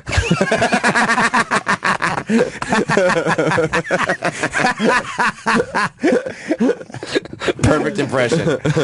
Watch 1 second of this guy doing Michael Caine. Okay. Of this video. Just 1 second. I've seen this 100 I know, but Brad times. has. Just 1 second. My impressions are stunningly Just for a second. accurate. Well, they're wrong. I've not heard your Michael you can Caine, zip it. but I assume it would be... I used to talk like this in the 1960s, right? But that has changed. And I say that over the years, Michael's voice has come down several octaves. Let me finish. And all of the cigars and the brandy don't let me finish. So you can stop it. That's perfect. Yeah. That's pretty It solid. wasn't quite as good as yours. No, I know that, but I wouldn't say it was perfect. I mean, it was good. But you're like a master impersonator. Yeah, yours was a little better, I would say. got a bird of force down. That's very good. Thank you. That I enjoy. Thank you. I love that you do that line from the movie. Whenever I try to do the Michael Caine impression, I always go, "A shot of a tangerine," because he had like the kicking around the rubies or whatever. Like what the fuck am I even talking about? I don't know what you're talking about. I do Michael Caine. Right. Buying an apple. You can't buy a tangerine if you buy an apple. I see. Okay. These are fun. These are a lot of fun. Sure. Yeah. Hey. Don't interrupt me, cunt! How did they get you talking to your mom? That's cool. That was her talking to me, actually. I see. We get the voice from. So what's going on, Brad? What's got you in New York? I did Big J. Okerson's TV show last night. Cool. Crowd work. Yeah, I'm doing that tomorrow. How is that? All crowd work. It's fun. It is, right? Yeah, and hopefully you got some good people in the audience. We had a great one that pretty much every comic ripped on. There was a woman in the audience last night. By the way, the show's called What's Your Fucking Deal? It's on CISO, so look for that soon. And how? What do you do? 10-minute sets? Yeah. Cool. 10-minute sets, all crowd work. There's a woman in the front row last night that turned out to be a professional cuddler. That's what she said her job was. That's nice. How do you get paid? I mean, you got. I know a woman who does that, actually. Really? It's a professional cuddler? 100%, And now on really legit, For real, all a she legit does is cuddler. cuddle. She's a massage therapist, a cuddler. She does nothing extra, nothing sensual. She's legitimately cuddles. Yeah. Cock tease. Yeah, it sounds crazy to me. I don't get it. Yeah. I don't understand it. I cuddled with her once. For real, but it was not a paid thing. What does that mean? To cut? Like, it's like do you you're laying spoon with her? somebody. No, it wasn't like my genitals weren't pressed against her. It wasn't like that. It was. Yeah. I just wanted to see what it was like. It's just company, I guess. It would be too much of a tease for me. So you lay down in bed? No. We were on a sofa. So you're on a sofa and you're just like, she's just kind of like laying. You're being held next to you. Yeah, I already knew her. I was already hanging out with her. Didn't you get the feeling of like there are places I need to be right now? This is a waste of time. No, because I was leaving shortly anyway, so I just did it for a few minutes before I left. Well, that and you also know her, so you could have a conversation. It was so non-sensual. Yeah, but it was a weird thing to be doing. How do you end it? Like, you'd be like, okay, we're good. I'm going to go. Yeah, we looked through. I was leaving soon. I was more just curious, and I wasn't asking for a full cuddle session because it doesn't really interest me. Yeah. I think it's funny that people have such a void in their life. They want to be hugged by a stranger. It's fucking horrid. It really is some damage. Yeah, that sounds scary as fuck to me. Yeah. To just have a stranger come over, or you go to a stranger's house, just lay there for an hour. This I want to book a cuddler to come to my house and cuddle with me in spandex shorts.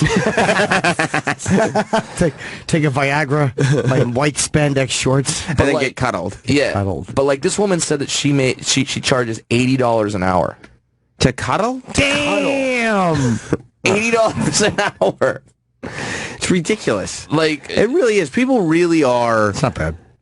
What do you mean it's Wait, not what? bad? It's not bad to $80 for an hour of to have cuddling. to hug some slob for $80. That's a fucking bargain.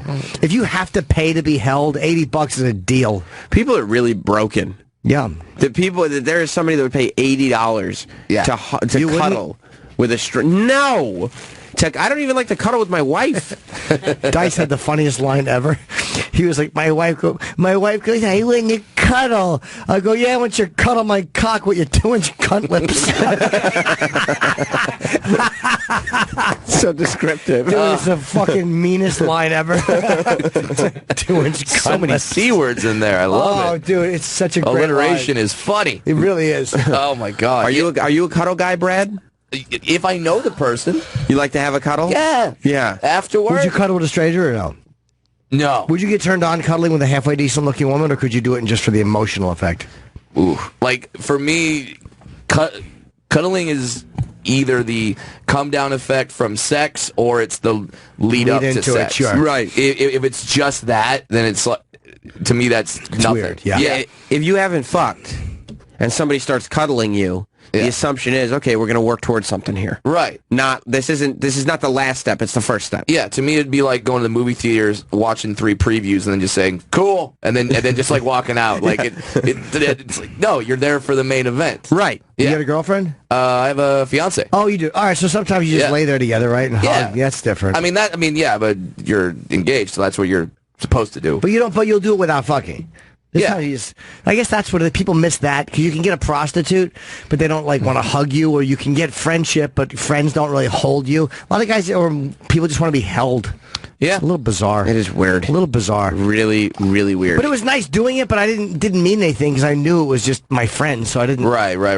And yeah, the cuddler said that she's had several instances where she's had to stop sessions because guys started doing more. Yeah. It's hard not to, because you probably misread this. No matter what they say, Well, I imagine if you get a rod. Yeah, well, I mean, and they're paying you to like them, so it's like it's just the emotional part of prostitution. Like it's Pretty just much, like yeah. the No. emotional part of the girlfriend experience without the sex. Well, not even any kissing though, and not any dynamics of sex. Yeah, you can't even like cop a feel. Like there is no chance that this is going to happen. I'm a very good hugger. You are? Yeah, I hug well. I give good, passionate hugs. You do? Mm-hmm. Yeah. Can you show me?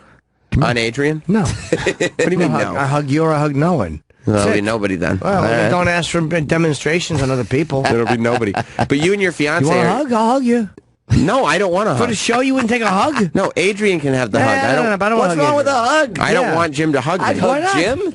You want to hug Brad? No, I want to hug you. Well, too bad. Here's the problem. You want to hug me too much. No, it's not. That's I where it just gets. feel as the hosts of the show, it's on us. Yeah, Not on hug each other? D-Bag or Travis or fucking Brad or Adrian. This kind of shows the listeners that you guys are bonding. I'll that show you how guys I are hug. Connected. No, we just I'm spent. not going to put my dick on you. I don't want to push my dick on you. I didn't say you were going Okay. to. I think this is something you have to know about your partner. Travis, Sam. am I right or wrong? We're talking about hugs. You're right. Just hug the guy. No. Fuck. Why? I just spent a You're week. doing a radio show with him. I spent a week traveling with him. Absolutely. There No is- hugs. There is no denying. We had to fly on the plane together. We had to do everything. Did you ever Oh, hug on one the way we plane? did. We're plenty close. We only flew one way.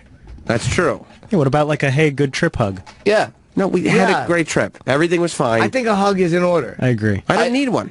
I It's think not you about do. needing. It's about Brad wants a demonstration about, and I'll show Yeah. you a it's non-sexual. I'm not attracted to you. And Sam, you're getting kind of angry about this. I think you need the hug to calm Exactly. You down. know what it is? You're afraid if he stands up, that engorged tent is going to show. It's not going to show, first of all. But I'll show you how you cuddle somebody without being sexual. I don't want that. I know, but just for a second. I think it's important. Yeah. All right. I'll come over there. Okay. Come here. There we go. You're coming over here? Now you got it. What's that? Yeah, you come over here. okay. It's more. I will All do right. color commentary on the hug. All right. Yeah. I'm coming over. Now you got it. I'll show you from the back. Okay. No. I don't want From the back? No, you stand here. Why don't you do it from the back? No, you don't. You're front. Jim, are you going to be big spoon? No, we're standing face to face. We're not gonna face-to-face touch our hug. genitals. We're gonna put our hips together. Come here. Okay. I hate this. He comes in. Can you tell I hate this? Come here. Come here. Oh. Sam Hug me. Sam looks like a cat. He's squeezing me. He's squeezing me. He started squeezing my back. You didn't like that? No. He started caressing me. So what? Just like a hug is. You massage your friend. That looked like Trump and a Miss USA contestant. That was bad. That was so handsy. No, but I wasn't meant to be. You started massaging me So what? immediately. I was loosening you up a little bit. You No, were tense. no, I'm not tense. How'd that look? That was I fine. don't need it. Perfect. Could you see that in the video that I massaged? Yeah, Yeah. no, I don't. It looked Nothing gay about a friend massaging a friend. No, I don't need it. It looked very comfortable and warm. It wasn't either of those two things, as a matter of fact. That's weird that it looked that way. Squeeze because your back. You were misinformed based on your sight. Just a buddy hugging a buddy. I don't think so. But you and your fiance are into threesomes and things like that, right? Yeah, we are. So that's how we met. We in a threesome? We met on a threesome app. Was it Thrinder? Yeah, and then I think they're getting sued by Tinder. Yeah, then they changed their name now to what? To Field, F-E-E-L-D. So yeah, because Tinder sued him. But yeah, that's how I met my fiance. Was on that app. That's kind of amazing because I haven't seen your fiance, but all the podcasts that you've done and everything, everybody says she's super hot. Yeah, I got a picture on my phone.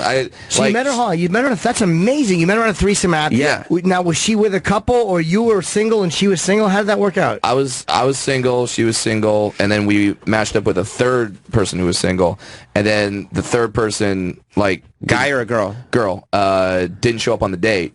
So then it was just me and this other woman, and we're like, "Hey, do you want to keep this going?" And we said, "Sure, let's have a date." So we had a date, and it was supposed to end like in just sex. We were supposed to like talk to each other and be like, "Okay, let's just make sure we're not psychotic." Yeah. And then go do the thing, and then like somewhere in the middle of the date, we're like, "Ah, crap, we actually like each other." That's pretty cool, man. Yeah.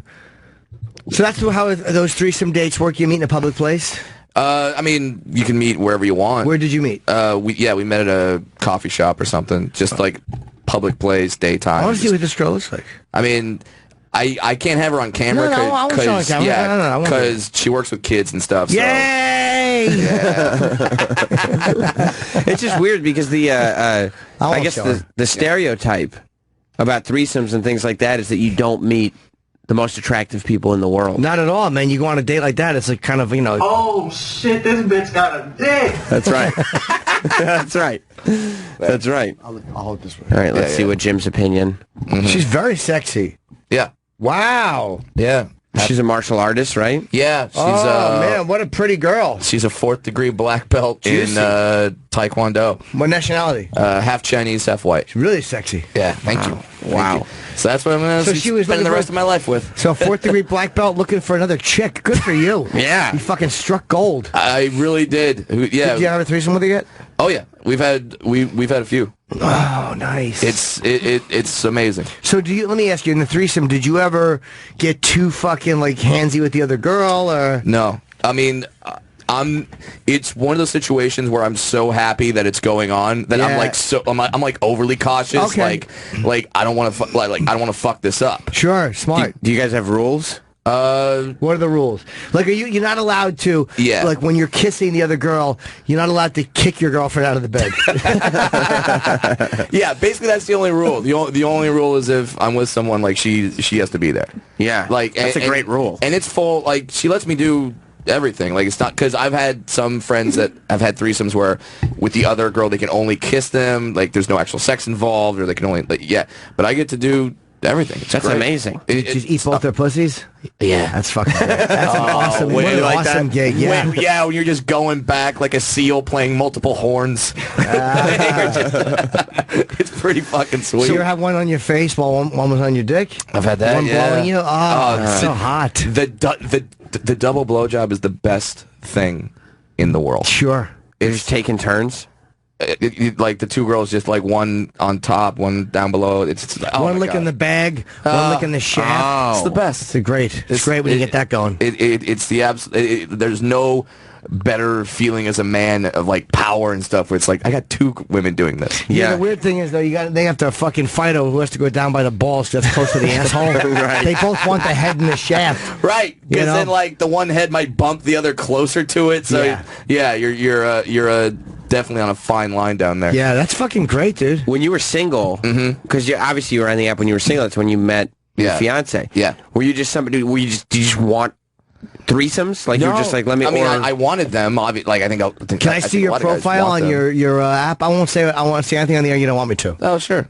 Sure, it's fine. But so were you just on all the apps and you were like, well, I'm on these apps. I might as well see if I can set up a threesome. Here's how I even got hooked up with this app is I was doing a radio show in San Francisco, California, and we had a bit called Tinder or Grinder, where I would flip a coin, and based on what it landed on, because I was new to San Francisco, I didn't know anybody, I would go on either a Tinder date or a Grinder date.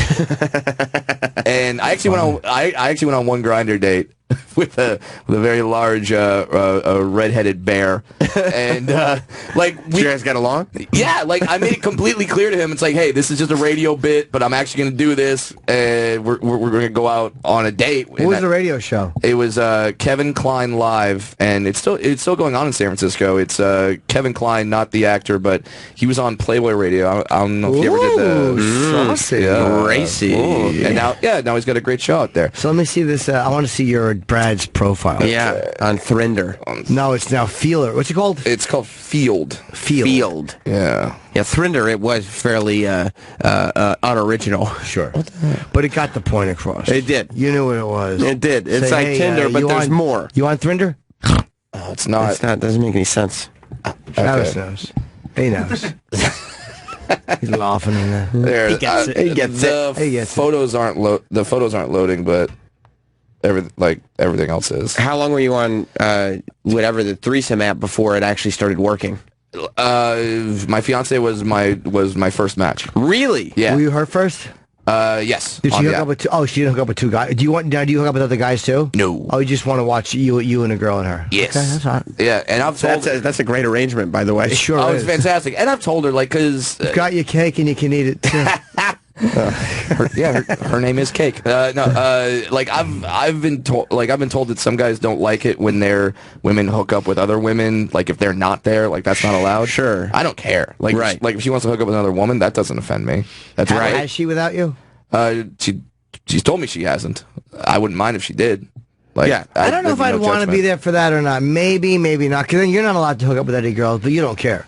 Yeah, I don't care. Yeah, but who knows? Maybe she hooks up with a girl, and then while she's hooking up with the girl, she's like, hey, by the way, you know, me and my fiance do this thing, and she can find more threesome people, right? She can recruit. Right, exactly.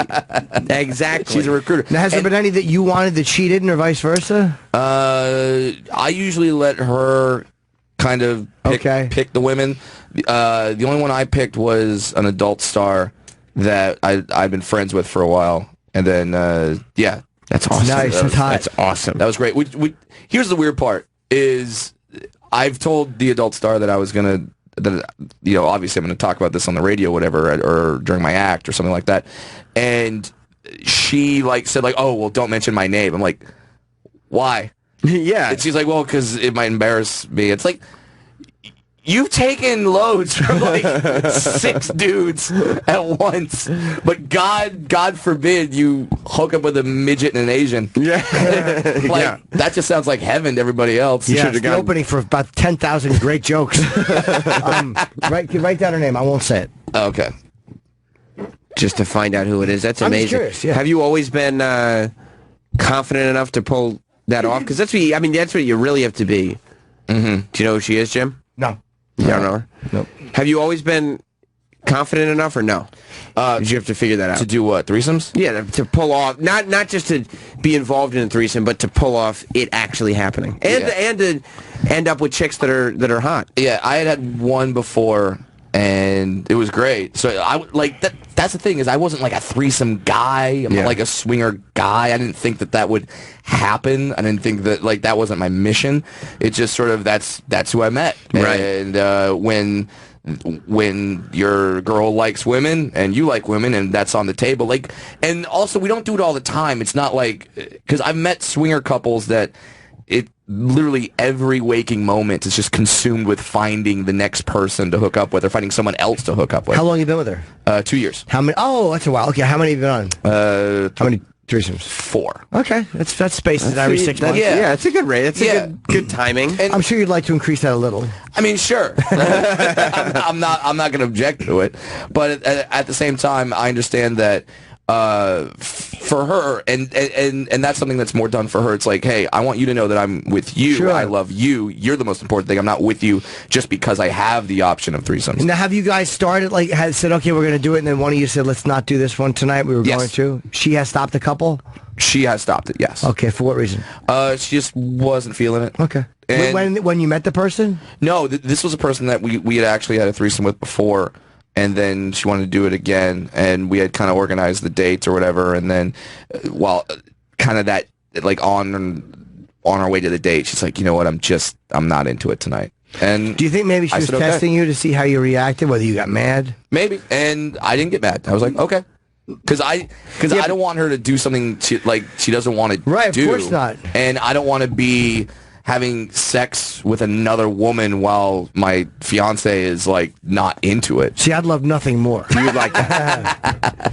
Yeah, but there's got to be like at least initially, like when she goes, I'm not feeling this. Disappointment. Like you're all revved up being like, I'm going to have a fucking threesome tonight. This is going to be great. You got to be like, God damn it. Yeah, I mean, yeah, there was... I guess. What noise was that? There was there was definitely disappointment, sure, but I didn't want her to see that. So in that you have to be like, okay, I know I'm disappointed. Yeah. But I need to realize that in order to make this work at all, she has to be comfortable. Yes, and the more, like, if I started whining and doing like, but come on, but I want it, like, that's not going to make her be like, oh, okay. Yeah, exactly.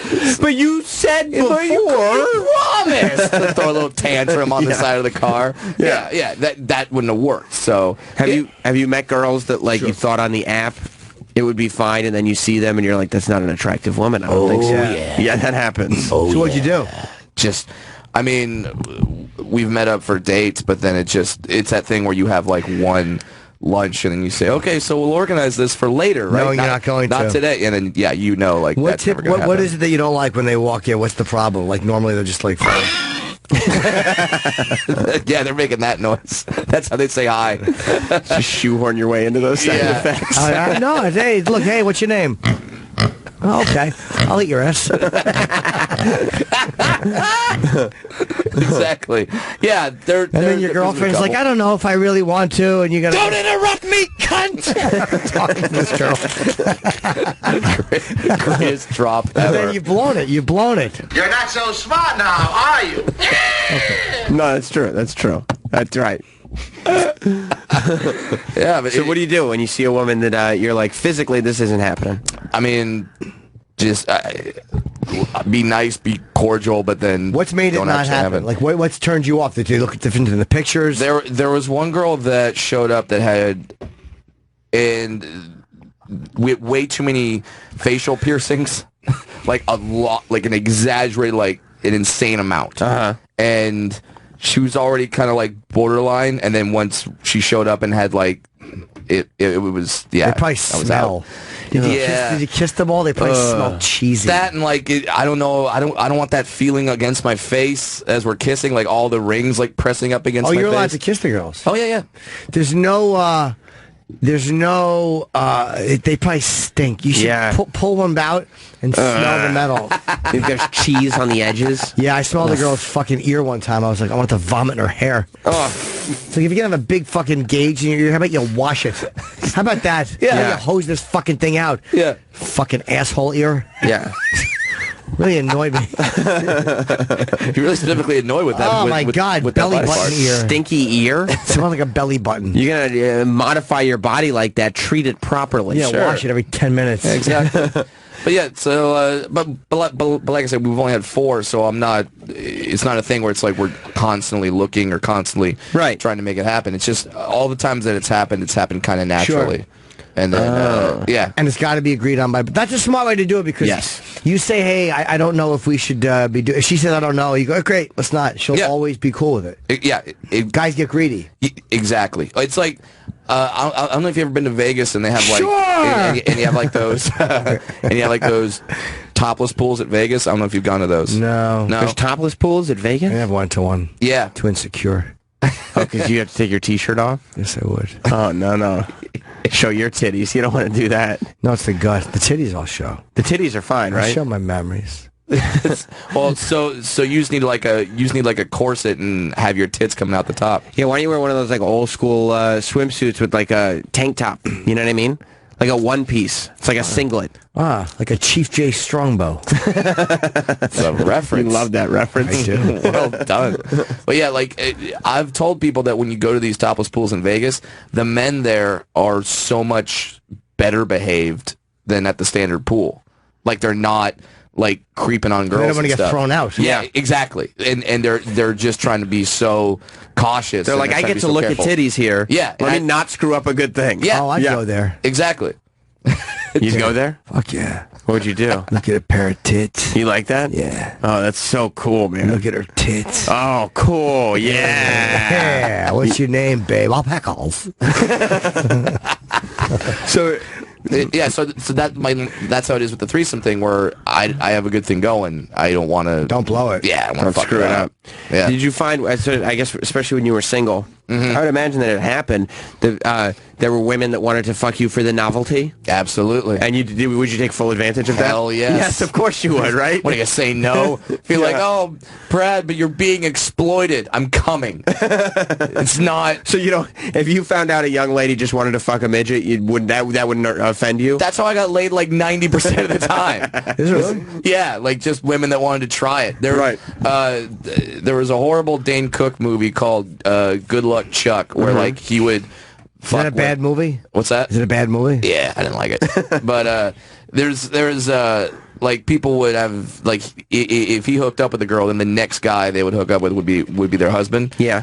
I kind of had that syndrome for a long time, where like the woman just wanted to do one more wild thing before she settled down. So banging a midget was like that was there. Oh wow, okay, you were like the last thing, and it's like, I got to try this. My husband will never let me do it. Yeah, okay. I was like the bachelorette party item. So many bachelorette parties. But yeah, it was that kind of thing. Either that, or they wake up the next day next to a naked midget and go, I need to calm down.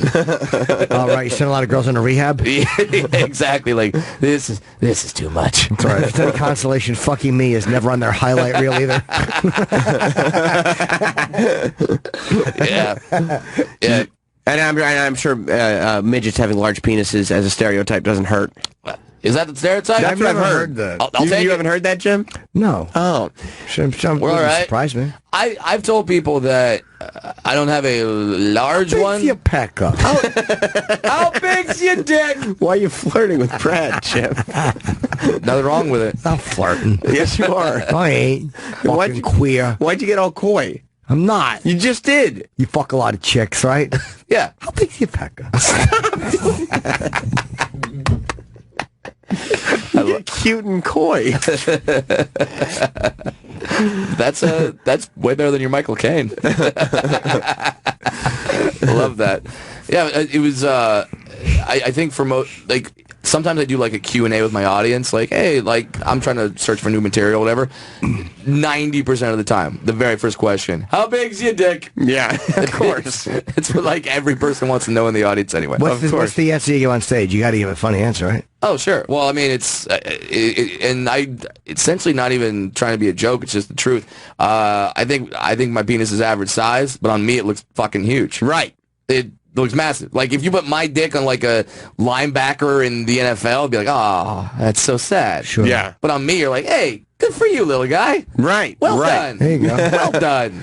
Ron Jeremy always has the same answer. He always says, it's 2 inches from the ground. Okay.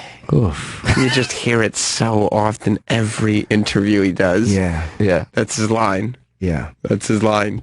Did it start for you in high school? Did you get laid in high school? No, I didn't get laid till I was 20. Really? Yeah. No oral sex or anything? I got oral, but yeah. I got blown before? Yeah. Good for you. Attaboy. Attaboy. Good for well you. done.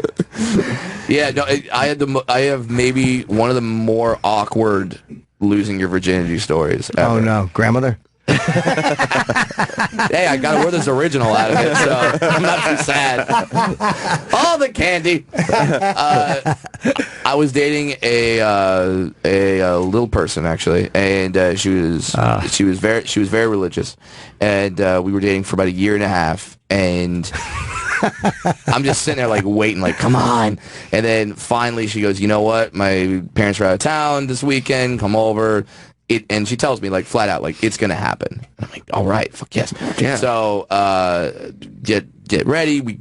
I go over there, obviously very excited, and then we get naked, and then she takes my hand and goes, okay, now I need you to pray. What? And I go, wait, what do you mean? And she goes, I need you because we're about to sin. I need you to ask God for forgiveness. Before? For what? Yeah. Before. You haven't even done anything yet. Yeah. So now I've got like a 20-year-old virgin boner just raging as I like have to get down on my knees and be like, Our Father, please forgive us for what we're about to do. You should have given it a really good one. Dear Lord, please forgive me for knowingly passing HIV to this good person. Lord, please forgive me for trying to slip it in her ass and saying oops. Yeah. Please forgive me for laughing when there's shit all over the comforter. Just go full. Yeah, so you prayed, of course, as all of us would have. Yeah, yes, of Smart course. move. Yeah, I had to pray, and then we had sex, but yeah, I had to pray beforehand. Did you you stay both virgins? What's that? You were both Yeah, virgins. yeah. Okay. Did you stay with her after that? Yeah, for about another 6 months, and then I started like really doing comedy, and then she left me because she was like I was on the road too much. Wow. So, yeah. Good for you. Right? Yeah, absolutely. And then I end up with a bisexual Asian. Yeah. I win. Suck it. How you still keep in touch with that girl? Yeah. I mean, it's hard not to keep in touch with other dwarves because we're kind of we're always sort of linked, and I still go back to the conventions and stuff like that every now and then. So yeah, I see her at the conventions. Do you do comedy at the conventions? Yeah. Are you? Yeah. Are there other dwarf comics? Tanya Lee Davis is really funny, but she mostly does work overseas. Nick Novicki, those are the only three I know. Okay. But yeah. There's Tanya Lee. Yeah, she's doing it for years. She looks familiar. Yeah, I mean she She's like Mrs. Garrett, doesn't she? Look like Edna yeah. Garrett? She was in David Tell did a comedy special for Comedy Central, and he had her in it. So She looks familiar. I'm sure I've seen her before. Okay, you'll both do gigs there. What's that? Are there like dwarf cruises and stuff like that? Like, oh man, no. There should be though. Because they have they have every like Motorhead, Kiss, fucking gay. This one, I'm sure they have black. Or, they have every subgenre broken into Black a fucking, Cruise. I'm sure they do. If that thing overturned, no one's living. Yeah, it all depends on where it originates, whether it's fun or not. But I mean, they have every group broken down into like a fucking, What goes down at the dwarf conventions? A lot of sex. A lot of sex, right? Dude. Well, because the vast majority of these little people don't get laid throughout the year. Well, that's my theory on Comic-Con. That's why there's so much nerd sex at Comic-Con, because it's these socially awkward people. Is there a lot of nerd sex? Oh, there's tons of it. Really? Yeah. Tons of it. In hotels? Go to the parties after Comic-Con. Oh. All the fucking nerds are banging each other constantly. Where do they bang? Because they go back to the hotel. Wherever they want. The Hyatt. Yeah. But because they're all like socially awkward people. Bunch of sweaty genitals and costumes all day. Exactly. Yeah. Sorry, my Ninja Turtle costume made my asshole smell like onion soup. Their body paint. That was oddly specific. Caking off. Yeah, but they so they meet people that are like-minded. Right. And all of a sudden everything clicks. Yeah. And they can get their fucking dicks wet. The things that make them awkward make them very comfortable. That's it. Yeah, and it's crazy for little people because you literally go from everyone looking at you as sort of an outcast and a freak to now you're sexually desirable, and it's a mind fuck. Because now you're like, wait, I'm the hot guy? Right. You're just a handsome dude now. Yeah. Yeah. It's very strange. And for the women, it's got to be even more strange because now when you're surrounded by dwarf men, they're looking at you as, I want a relationship with that woman. Whereas your average guy out in the real world, he's doing it for a fetish or a story or the novelty. Yeah, the novelty of it. And even if he does want to date you, you still kind of have to be cautious. Like, okay, but is it because he likes me or because he just wants to tell his friends that he's banging a midget? Right. So yeah, it's got to be a trip for them, even more so than the dudes. Did you figure, like, were you always figuring that you'd end up with a full-size woman, or did you think you were going to date exclusively dwarfs? I thought I was going to date little people only. Yeah, I totally thought that, and then I got funny and wealthy, and that switched around. Yeah, your poster was very good for your special, the daddy issues one. Oh yeah, that was a really cool billboard they had. Yeah, it was me and a baby Bjorn. Yeah, it was funny. and my dad's holding me up. So there it is. Oh, you wore a suit and tie. Yeah, I got a little suit. Do you get in trouble from the little people community when you're on a billboard in a baby Bjorn?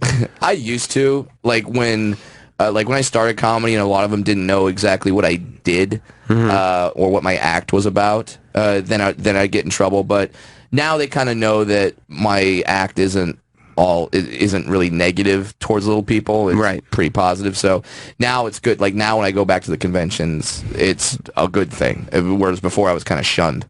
Right. Now they like what you're doing. Yeah, and I did a couple acts, like I did some stand-up at the conventions, and that kind of showed him, like, oh, he's not just exploiting us. But if you do that, doesn't it take away some of your... Because part of what you'll do on stage is acknowledge it right up front. So in that audience, you don't acknowledge it at all, or do you talk about it in a way that is different than normal? I kind of flip the language a little bit, so instead of like, hey, I'm a dwarf, isn't that weird? It's more just like, look what we have to go through. Yeah, you smell the pussy on that clerk?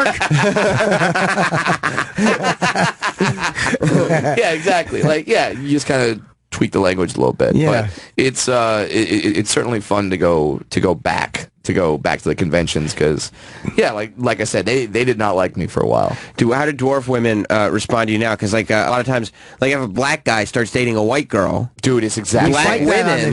It's the exact black women get pissed. Yeah, it's the exact same. So the dwarf women are mad that your fiance stole you from them. Yeah, I got a text from one of them that was like, she took one of the good ones. And it's like, they do not like it when tall women get dwarf guys, and probably dwarf men don't like the vice versa, because honest to God, if you're in a certain age group, there's only so many attractive little people to pick from. Sure. It's why as a dwarf, if you have dwarf friends, you cannot get mad when they date your ex.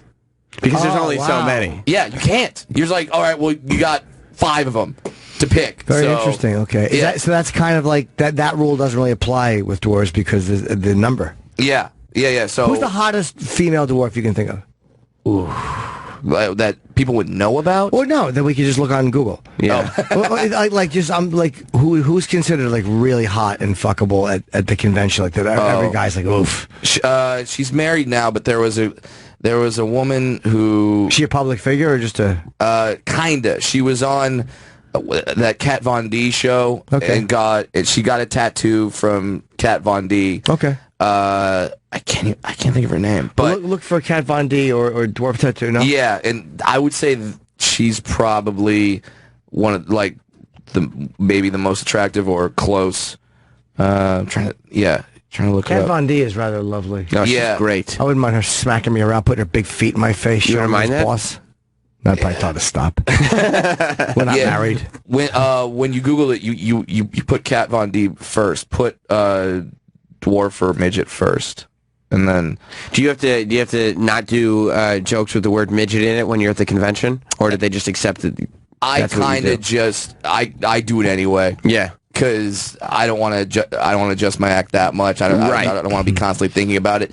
That and I, honest to God, don't see what's wrong with that word. I really don't. Mm-hmm. I don't either. Some people have tried to explain it to me. But I'm just, they're like, well, it was used for carnivals back in the day, and I'm like, but people nowadays don't know that. Right, exactly. That's not where it comes from. It's not where they're saying it from. And little person sounds like just so condescending. It sounds diminutive. Yeah. And then because of movies, dwarf doesn't sound that much better either. No. So, but midget. Yeah, Snow White ruined that for all of you. I love that with the East Coast accent, all of yous. That's fun. So good. But I don't mind the word midget. I really don't. Because it's like, if some guy's screaming something from a car, it's going to sound offensive no matter what. If he's driving by like, fuck you, person of short stature. Yeah. He'd be the most PC thing in the world. And it still sounds... I really want to yell that.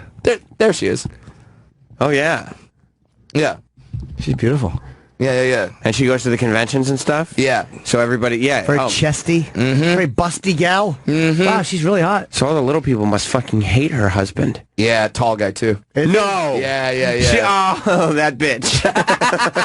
How She tall is left he? the community. She did. She's the Brad Williams She of the sold females. out. Yeah, She yeah, sold yeah, out. exactly. Oh yeah. I didn't sell out. I cashed in.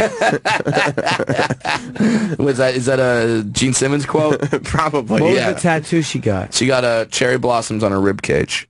Oh, that's nice. Man, Yeah. oh man. Yeah. She's a looker, huh? Yeah. Yeah. Is that Kat Von D? Yeah. No. No, that's not Kat. So Okay. one of the other tattoo artists did it. You never had sex with a midget, Jim? I have not, no. Is that something you're interested in, or not at all? No. Yeah. Like if it comes up, sure. If I but was you're not attracted gonna... to the person, sure, but it's never been like anything I've fetishized or thought about. It just, Yeah, because if it happened, then maybe I'm sure I would. Literally- Like, she's hot. I would definitely talk Yeah. to her. Yeah. Literally, you go to these conventions, and there's some guys that they find out when the convention is, and they go like with the specific mindset of I'm gonna hook up with a dwarf female. But do they fuck the guys? What's that? Do these guys get laid? Sometimes, yeah. Because girls, the same way I said earlier that I don't care that it's exploiting. I'm still getting laid. Some of the girls are like that. They're like, yeah, I don't care. Yeah, why Yeah, not? It's fun. Yeah, why not? He's getting laid. Yeah, Right. Yeah, Having a good time. So as long as it's fun for everyone. I know Tucker Max had a chapter in his book all about it. How he went to the dwarf conventions and had sex with a girl. Yeah. So he was probably lying though. No, why would he make that up? You think he didn't make it up, Jim? No. There's a Why lot of would he? suspicion in those stories. well, he was. I read the story. He was oddly specific. Yeah. So as someone who's been to the conventions, I go, okay. He's probably telling. He was probably sitting there at the convention, right? And he's just like, oh yeah, I just take notes about what it's like at the convention, and then the rest of it just sensationalize it completely. Yeah, could be. Who knows? People think that having sex with a little person's outrageous. It's crazy. Like a lot of people, and I mean, tall people go, I like a midget. Did Oh you? yeah. cares? During the crowdwork show last night, I asked a woman if she would ever have sex with a little person. She goes, "I'm kind of conservative." And I'm like, "Hey, what? So what? I only fuck like Bernie Sanders supporters." Exactly. So if I knock you up, we won't abort it. Who cares? But I'm like, how is that? And then she said in the audience that like I go, oh, okay, well then what are you into? She goes, oh, I love black guys. And I'm like, wait. So I was about to say. Yeah, she only likes Clarence Thomas. The midget community is the last community you can say that about. Like, well, no, I'm not into anything freaky. Yeah. It'd be sim. It's like, do you ever date Hispanic guys? No. I'm a little conservative. Yeah, that's freaky. Yeah, it'd be super racist. And I'm thinking to myself, like, wait, so you have to bring someone not of your race home to mom and dad. You go black guy way before midget? I'm kind of insulted. Yeah. You know what I mean? I didn't know where I stood on the spectrum of things here, and I don't like my position. And I don't like that she put those racist thoughts in my head. Right. Exactly. He's going to wreck your pussy. All I'm going to do is wreck your self-esteem. Exactly. Yeah. And I don't know, that like it made me very upset that she said like, oh yeah, black guys I'll fuck all day long, but midgets, whoa. That should make you upset. I'd be upset if I were you. Yeah, that's fucked up. That and like, yeah, like you said, Jim, black guy will wreck it. I'll leave it in pristine condition. Yeah. Yeah, yeah, exactly. It's still gonna be there. You're only big compared to the rest of your body. You're average. Exactly. Maybe she likes that though. Maybe she likes that feeling of being stretched. All right, I think Jim is working out some of his fetishes. Well, I mean, if she likes that feeling, I have other appendages that will do the job. That's true. It doesn't have to be my dick. I have a very small hand. Have you ever fisted anyone? No. That's not my thing either. Yeah, never. I'd be one of those guys where if someone asked me, I would like probably stop, be like, ooh, what? Wait, how did we get here? Why?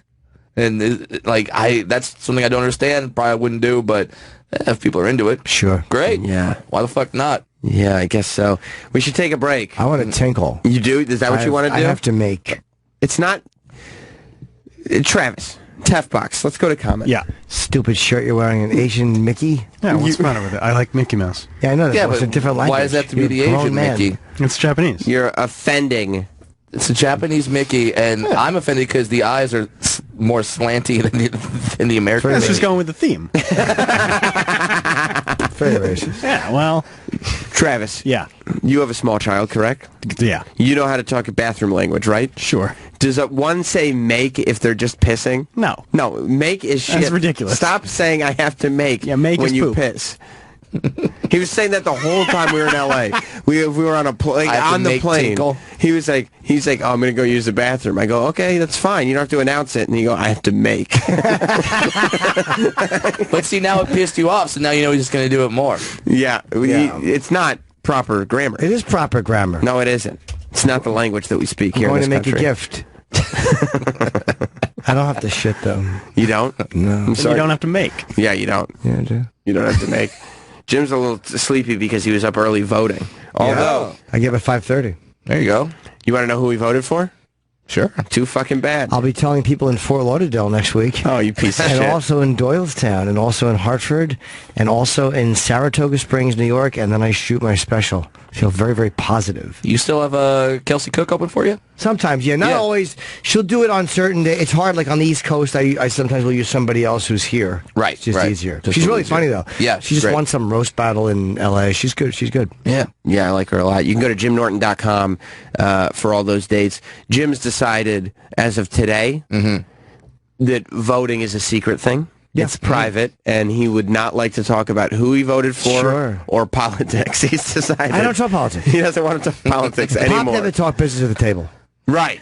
Okay, so we'll come back here on Election Day. We'll come back, and don't worry, Jim, we won't talk politics or voting. How are things going, though? We could just check it out and see what the exit polls are saying. Well, we'll turn the TVs on when we get back. I don't disagree. Disagree. No, I don't disagree. Here on Jim Norton and Sam Roberts. Brad, you're sticking around, right? Hell yeah. Awesome. Day special.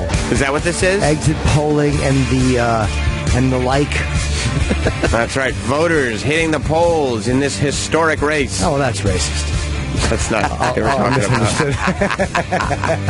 about. Brad Williams is here. You can see him in Vegas on Saturday. Brad's a very funny stand-up. November Thank 18th and 19th, he's in Burbank. Flappers. Yeah. 25th and 27th in Pittsburgh. You can get everything at bradwilliamscomedy.com. And I'm coming back to New York. I'll be here January 13th, or like 12th through the 14th, I think. And then at Levy Live in West Nyack. Oh, that's a good club. Yeah. Good food there, too. I've been there. That's a great club. So you've done it before, Jim? A bunch of times. Yeah, it's really, really good. Good. I'm excited to come back. And that's actually going to be my birthday weekend, everybody. How many years young? Oh, 33. Oh, that's the same age Christ was when he died. Yeah. Okay, that's, it's like 74 dark. and dwarf. Do you have shorter life expectancy? Are you going to die earlier? I don't know. Oh, great. Now he's Googling dwarf life expectancy. Yeah. I literally get to watch my life if it's going to end sooner right in front of my eyes. Yeah, I would think the reason Brad doesn't know is because he decided specifically not to He check. didn't want to look that up. Yeah, exactly. It's like, it's like... So, tell me if this is racist. Yeah. People also ask on Google, why are people midgets? I think that's a fair question. Usually because God cried. I usually ask, why are midgets people? Yeah. So, it's weird. I just got the words mixed up, I don't know if my life expectancy is... like, I know several little people that lived well into their 80s, so it's certainly not unheard of. But, God, now I'm scared. What do the voters look like? Let's get exit polls. Yeah. Well, it said there was Who cares when I'm going to die? Who's winning? It said nobody's winning yet. None of the polls have returned. It's fucking 10 o'clock in the morning. But well, everyone's vote should be secret. yeah, that's what. See, the problem is, I was actually just reading an article, and they did a bunch of exit polling, and right now, 100% of the people who are exiting upon being polled said it's a secret. They should have. Yeah, Who to vote for? That's for me to know and Uncle Sam to find out. Right. So nobody's saying. So they don't have any exit poll info. They said there were 2-hour delays in Detroit. Yeah. At the voting booth. 2-hour wait? Well, I guess delays, waits, whatever it was. Well, delay means it open late or a wait is just a line. Yeah. Well, there are motherfuckers waiting there for 2 hours to vote. 2-hour delay. Let's see. The machine that counts the ballot wasn't working. Okay. How did the machines not work in the morning? Fucking sucks. They have to last all day. Right. Like That's when they're supposed to work. Right. Work in the begin. If they don't work at the end of the day, it's That's like, kind of oh. understandable. That's really inexcusable. But you have to test the machines like before, Oh, right? you can leave your ballot in a secure box below the machine for it to be counted later. It's a fucking Nike box. Yeah, it's secure. Don't worry. Nobody's looking in there. I know. It's like voting in fucking Soweto. Well, yeah, I don't think you have to say who you voted for. I mean, No, it's a personal decision. I would never say. He's been talking. Here's the problem, Brad. I haven't talked politics. Yes, you have. For months. He's been fucking wishy-washy. I'm no wishy-washy. I keep changing my mind. And he said, first he said, I'm going to vote for Trump because fuck these other people. right. Then he said, I don't know. I'm not agreeing with everything Trump says. Then he said, I'm undecided. Yesterday he said he was voting for Trump because of the language I was stuff. kidding yesterday. I wasn't serious. I don't said it like that. Like, I'm voting for Trump now. Right. Jesus. Well, my problem with Trump is a lot of it's the NRA connection too. I don't like the NRA. And oh, so you just want to give your guns to Obama? I don't like Mike Pence. He's too conservative. I like Tim Kaine more than him. But there's a lot about Hillary I do not like or trust either. The Satanism and pedophilia. That's the only things about her I like. Oh, I see. The only good quality she has. I don't think she's I don't think she's a particularly honest person at all. So No, I don't she's like not. her either. No, I mean, that's been well Another documented. Democrat telling me I'm not paying enough taxes. Go fuck yourself. Democrat telling me I'm not paying enough taxes. Go fuck yourself. It's hard because when you say who you voted for, like no matter what you say, someone will have a negative opinion on it. How could you do that? You discuss everything. No, I don't discuss what I voted for. It's a private decision. By the way, between me and the polls. Jim is also just very excited that he voted. Yeah. Because this is the first time he's voted since 1992. That's right. Oh, really? Yeah. And he announced who he voted for in 92. And it was fucking Russ Perot. That's right. It was a great vote. It was 17%. Sure it was. Goes back to Dana Carvey. He did such a great impression. You were inspired. Right. And now after all this time of wishy-washing. Nobody cares who I voted for. Everybody. No, they don't. Nobody gives a shit. Your name's on. No, they don't. Nobody gives a shit. Your name's on the show. That's right. Yeah, but no one cares. The listeners don't care who I vote for.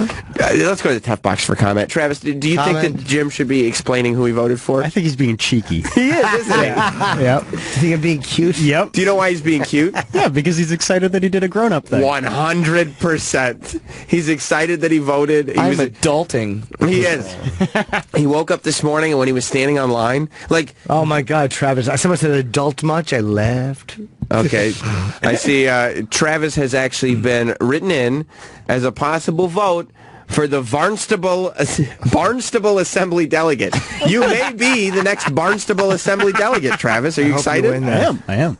Wouldn't that be Very great excited. if Travis were a Barnstable Assembly delegate? I mean, if you guys really campaigned hard in like the next election, you could totally get him to win something. Yeah, just something like school assemblyman. That's what we're saying. You All the people that have like those little elections, like Jim, you were saying you voted in the little elections. You didn't know who most of the people were, right? Yeah, I voted on a couple of the smaller ones. Yeah. Well, when you come across something like that, find those little things and write in Travis Teft. And the goal is that enough people write in Travis Teft in odd elections that somebody kills him. Right. Somebody assassinates him. It's political. Right.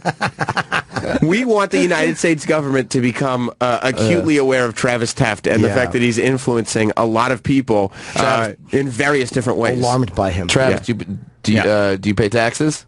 I do. Okay. Yeah. So we can't bust him on that. Nope. Okay. There's some. Sure, there's something. There's something. And by the way, on tomorrow's show, Travis will be bringing in his tax returns to read them to everybody. That's right. Weird. It's after the election. Well, still, everybody needs to know. Right. I don't think... Well, yeah, if you're going to win state assemblyman of that's right. Butte, Montana, that's right. Then we have to know. My votes will just cancel each other out because half the people are going to write one F and the other are going to write two. So this is technically two different people. Tell them right now. What's this proper spelling? It's two. Wait, Yeah. okay, here's the thing. But if one is silent in the beginning, it's Teft.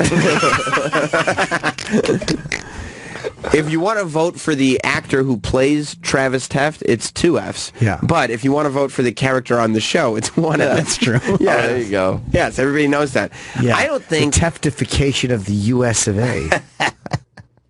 What about it? That's the slogan. It is. Yeah. Make some signs, buddy. Apparently I have a theme song and everything. Yeah, is there a song that goes with the campaign? Someday there will be. You think so? He can improvise one. I mean, I've heard it. I have What'd too. you think of it? It's not good. You don't want to use it for your campaign? No, Okay. I'll pass. Okay. You didn't like it? No. It's terrible. Party people. You guys can totally get him to win something. I think we will. Yeah. I think we will. Even if it's like a garbage man or something. Something. He's going to have a different job tomorrow. Sanitation secretary? I think he could do it. Come on. I think he could do it. Yeah. Oh man. I don't think anything's that much is going to change though. Like people are like, this is it. Like we've had this crazy election cycle, and it's been so like vile and venomous and argumentative. Like there's no way. Let's say Trump won. I don't think Trump's going to win. I think Hillary will win quickly tonight. But if Trump won, everybody that hates Trump will continue to hate Trump. Yeah. And assuming Hillary wins, all the people who support Trump are just going to keep supporting Trump and saying that the election's rigged and that Hillary Clinton is a pedophile. Hey, they should if she wins, they should call her Billary. That's not an interesting thought. It's not. It's funny though. No, it isn't Bill funny. And Hillary together, Billary. It's not original. Sure, it's been said many times. Billary is I got together. it. I got it. But Bill's not even campaigning with her. Not Hillbill? No, Billary. Billary. Bill stays home most of the time. It doesn't. That's he's dicking bimbos. Yeah, exactly. He's at home dicking bimbos. That reference worked like a couple decades ago. Billary. But it doesn't work anymore. Sure it does. No, it doesn't. It's Brangelina. They're divorced. They're working on it. What did she say? He picked one of the kids up by the legs and threw him off the plane? I think that's what. That's true. Sure. That's the reason. Yeah, I think that like the anger is still going to be there. Yeah, and I just want. I'm curious because if Hillary wins, yeah, do you think Trump will actually give a concession speech?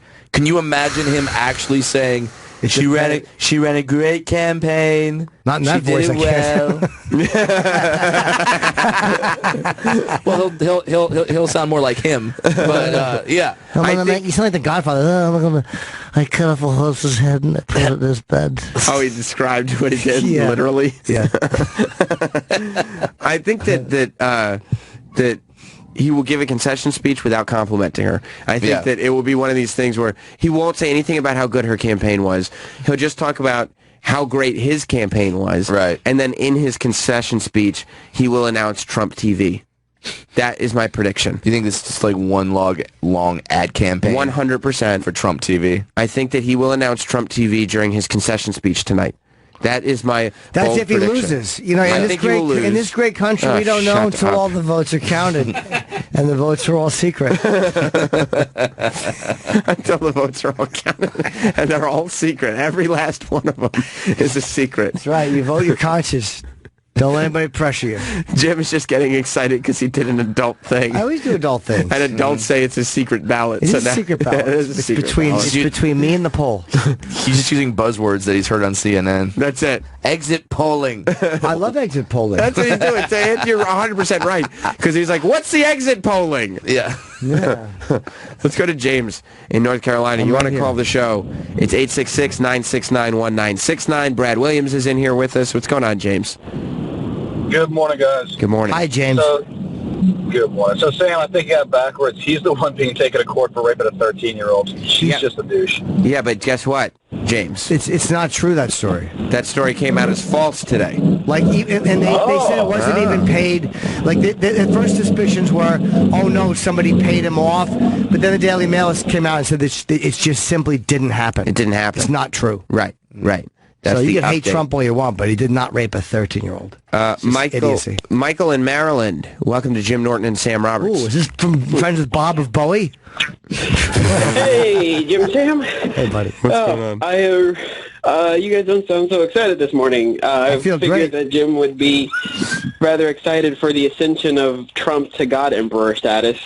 I feel very good about. I went and I cast my vote like a responsible citizen. Do you think- one person, one vote, and it's a secret. Let me ask you this, Jim.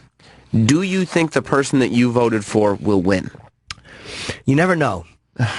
One person, one vote, until all the votes are counted. Who are we to say? It's like It's like you just politics. No, it's like you sound like a coach. You sound like Bill Belichick. No, when I say pull your pants down, then I sound like a coach. Get it? You want to fuck you in the butt?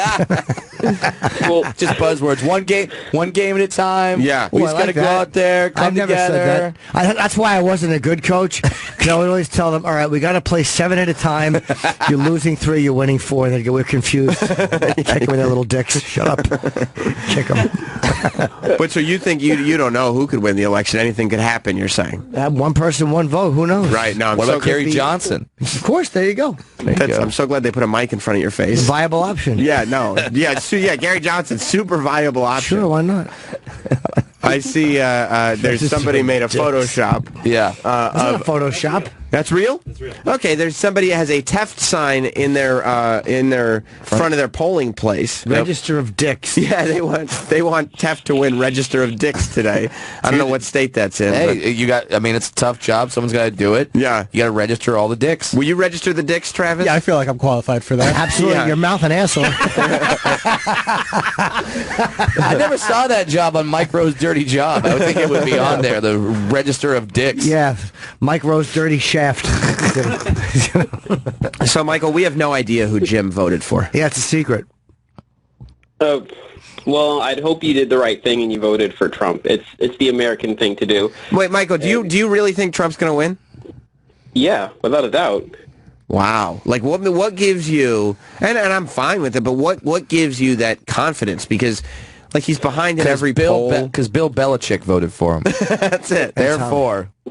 Well, look, he's behind right now, but that's because all of the real Republicans and real working folk are at their jobs right now. No, that's so not. about That's, 5 or 6. Is he behind right now? No, he's not. He's behind in every poll leading to the election. That's the Republicans are like, well, Hillary Clinton is going to take an early lead because us Republicans are working, not collecting welfare checks like the Dems. Let's check the exit polls.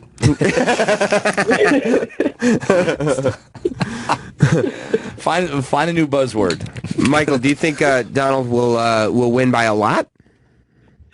At this point, I don't think he'll win by a lot, but I think he'll win by a pretty good margin. Now, I'd say maybe by at least an hour before deciding, everyone will know for sure he's won. Wow. An hour before the polls, like all the polls have closed. Now tell me this, Michael. You seem to be a fairly politically smart guy.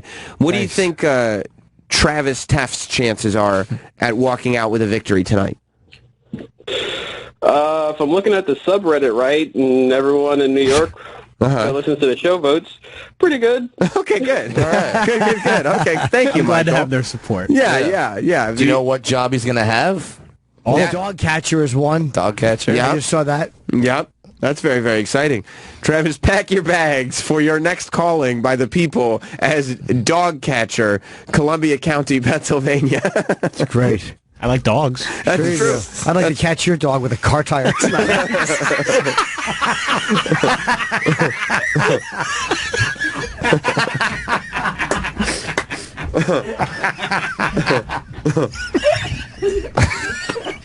Love that.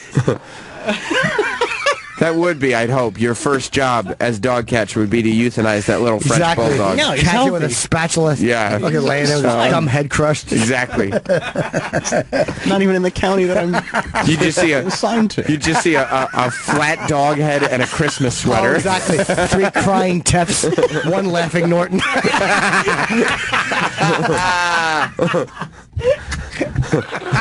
You're getting way too much joy from killing this dog. Oh, they really want my dog dead.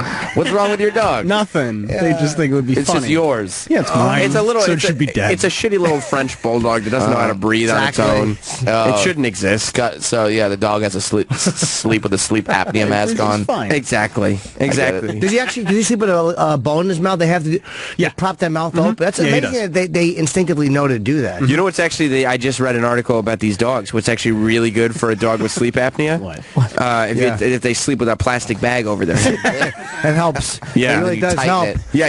You got to tighten it to the collar. Real tight though. That's Right. true. Yeah. And they could be your fun little astronaut dog. Yeah, and then For about 10 minutes. and then they might struggle for a little bit, but they eventually calm down dramatically. They go to full night's quiet. rest. I'll Full tell you night's rest. what helps them breathe better is a work boot in the rib cage and breathe right. Cunt screamed at them. Is that right? Yeah, trust me.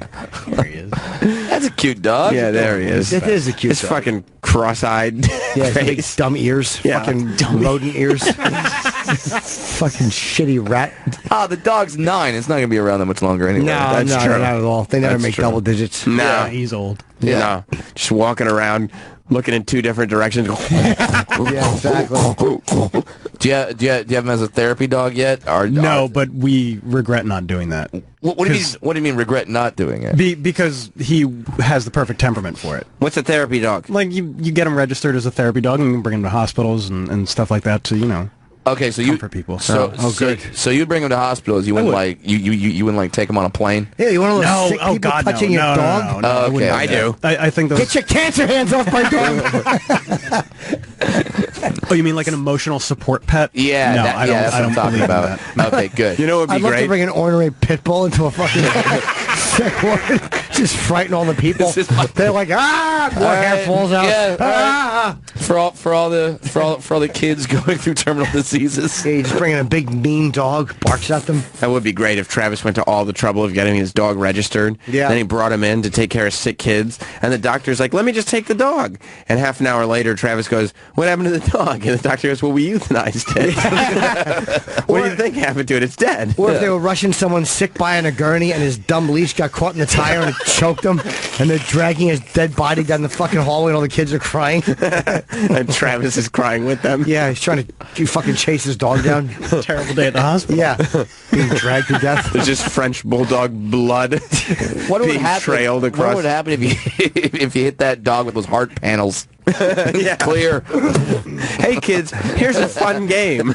It's called Cure the Dog. Yeah, it'd probably flip a few times.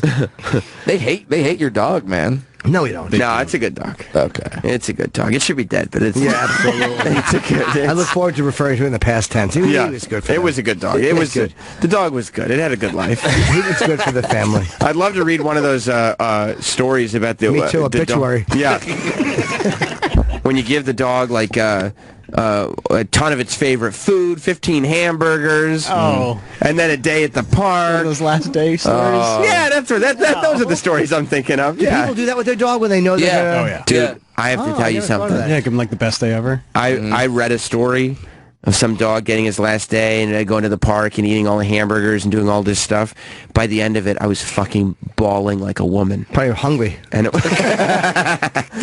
and it wasn't even... How come he gets hamburgers? Exactly. I would never waste hamburgers on a dog that was about to die. I wouldn't even feed him the last day. You wouldn't? I would just scold him. Shut up, Burton. so then death is just a sweet release for the dog. Yeah, exactly. That's very good of you. Make the dog make the dog wish for death. So what do? You take it to the dog park? You fucking... Yeah, you give it all its favorite food. You do everything it likes to do. Yeah. Why don't you just do it for a week? Why only one day? Because it's his last day. Well, because then it might kill the dog. You can't give him a ton of hamburgers and shit that dogs aren't supposed to eat. Yeah, just all right. You finally want that chocolate bar. All right, Yeah, there exactly. There you go. I couldn't do that. That's too depressing. It's so fucking So what'd they do in the depressing. store? What'd they give the dog? I told him 15 hamburgers. 15? Something like that. It was a Piggy. big, like, golden retriever dog. Oh. And there were pictures of it and everything. There were, What was wrong with the fucking dog? I mean, it's an old dog. You killed him, you know? But there were pictures of the dog enjoying the food and running around, and I was like, what the... Dogs Well, are the fucking worst. Well, if the dog's running around, maybe it's not sick. Probably asshole. wasn't, right? Yeah. I'm down. Like, dogs are the best for, like, whatever it is, 14 years or however long you have them for. And then that last day, they will fucking destroy you. Every for a time. while. For a Running while. around, fucking scratching up your stuff. Good riddance. That's what I told Jess when we got a dog, because Jess has never had dogs before. And I was like, Jess, you enjoyed this dog. I try to remind her, like, every couple weeks. Like, it will die and it will wreck you. The dog's 2 years old right now. I'm like, wait. She's like, oh, I love Lila. I love Lila. I'm like, well, wait till it dies. That's right. Wait till Lila is dead, and you will understand what pain is. Yeah. Well, and it's like prepping her for it. Exactly. Yeah. Exactly. So it doesn't come as a shock. Yeah. So when fuck she that. starts crying, I'm like, this shouldn't be a fucking surprise to you. I told you it was coming. Exactly. Let's go to Frank in Pennsylvania. What's going on, Frank? Hey, this place in Fort Myers, Florida, it's called Collier. I don't know if that's township or whatever. But they're actually they're electing a mosquito control commissioner for both seats 4 and 5. So I think that the temp man would have an opportunity to take into one of those positions. Mosquito commissioner. Wouldn't that be great? You know, Travis. Yeah, I would take that. You know why? You could single-handedly, if you get this position, take care of Zika for America. I could. And it's in Florida, so I could go to Disney World all the time. Or look, Travis, we want or you to God willing, Zika could take care of him. that'd be great. That'd be terrific. Yeah. Yeah. It's a terrible idea, Brad. Travis decides his daughter needs a little brother, and that little brother's going to have a tiny little head. That's right. Fucking thimble hat wearing idiot. Let's go to John in Virginia. What's up, John? Hey guys, everybody. Hey, I finally made up. I finally made up my mind to vote. I saw a sign right next to the school, and that's who I voted for. Who'd you vote for? Well, if I clear my throat, does that give me a hint? No. Mr. T.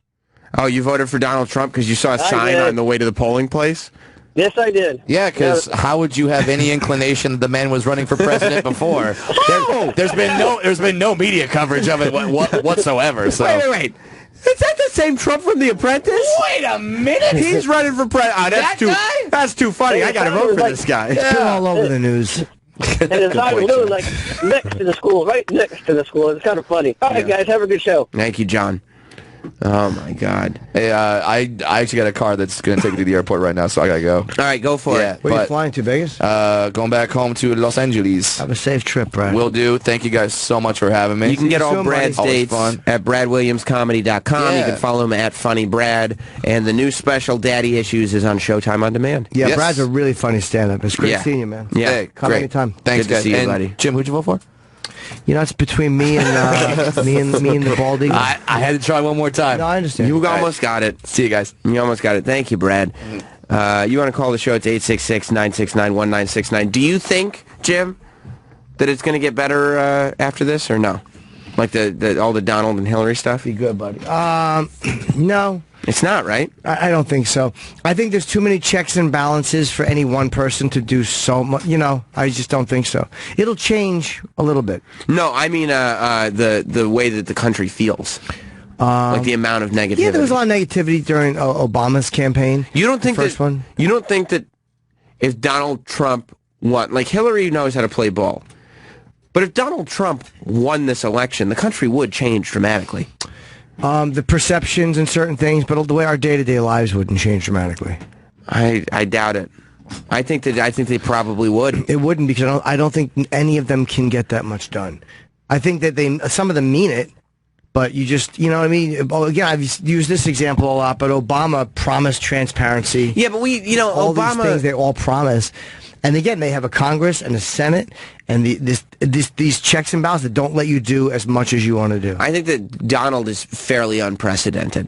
Like, Yeah, I think Obama you're right. did say that, but Obama was also a politician going in. Like, all these people, part of the reason why nothing gets done is not just because of the way it's set up. It's also because people want to...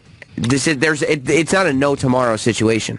Like, they want to do right by their party, and they want to do right by their own political career. Even if they're not running again, any Republican, even if he's going to retire after he's president, wants to not destroy the Republican Party. Yeah, I think a lot of Republicans would want Trump to be a one-term president. Well, because he doesn't have that in him. He's not going to do safe things because he doesn't care about the Republican Party. so He's not even really a Republican. Who's going to hitch their... Like, a lot of them would see it committing political suicide, lining up with him. I think he would just get very little done because the Democrats hate him and the Republicans don't like him. Yeah. So I think he'd meet a lot of resistance on both sides.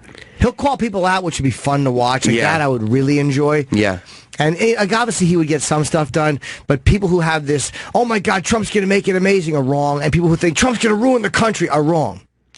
Yeah, I don't know. He could ruin it. No. He could, and especially with he could set off a chain of events that would make it so that, these are the type of candidates we vote for. Like Donald Trump winning the presidency would make it much easier for like Kanye West to be the president? It would make it much easier for somebody outside the system to kind of get in, yeah. Who can get in via the cult of personality? Yeah. You know what I mean? Yeah, Kanye wouldn't have the stomach for this type of campaigning, though. The nastiness you got to tolerate. You think that some of the criticism he would turn his back to? I think he'd have a hard time with it. He wouldn't like it? No, I don't think so. You think that they would really say mean things about him, though?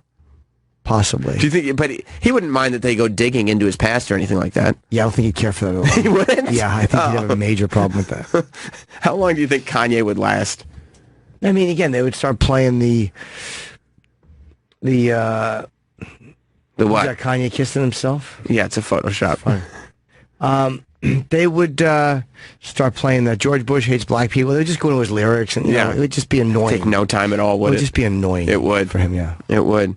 Let's see where the people are. Yeah, let's talk to the exiters. These are the exit polls. Hello. Kyle in Iowa. Kyle. Hey, boys, what's going on? Hey, man. Hey, by the way, I love that we've started. There's a poster that says "Well Hung Teft" from Teft Box to Oval Office 2016. Fair enough. I do love that we've started this campaign on Election Day. Yeah, why not? Start one. Yeah. West Coast. Yeah, no, you're 100% right. Sorry, go on, Kyle. Now, I personally have voted for the Teft. I believe that we need to get out there and we need to grab America by the testicles. That's right.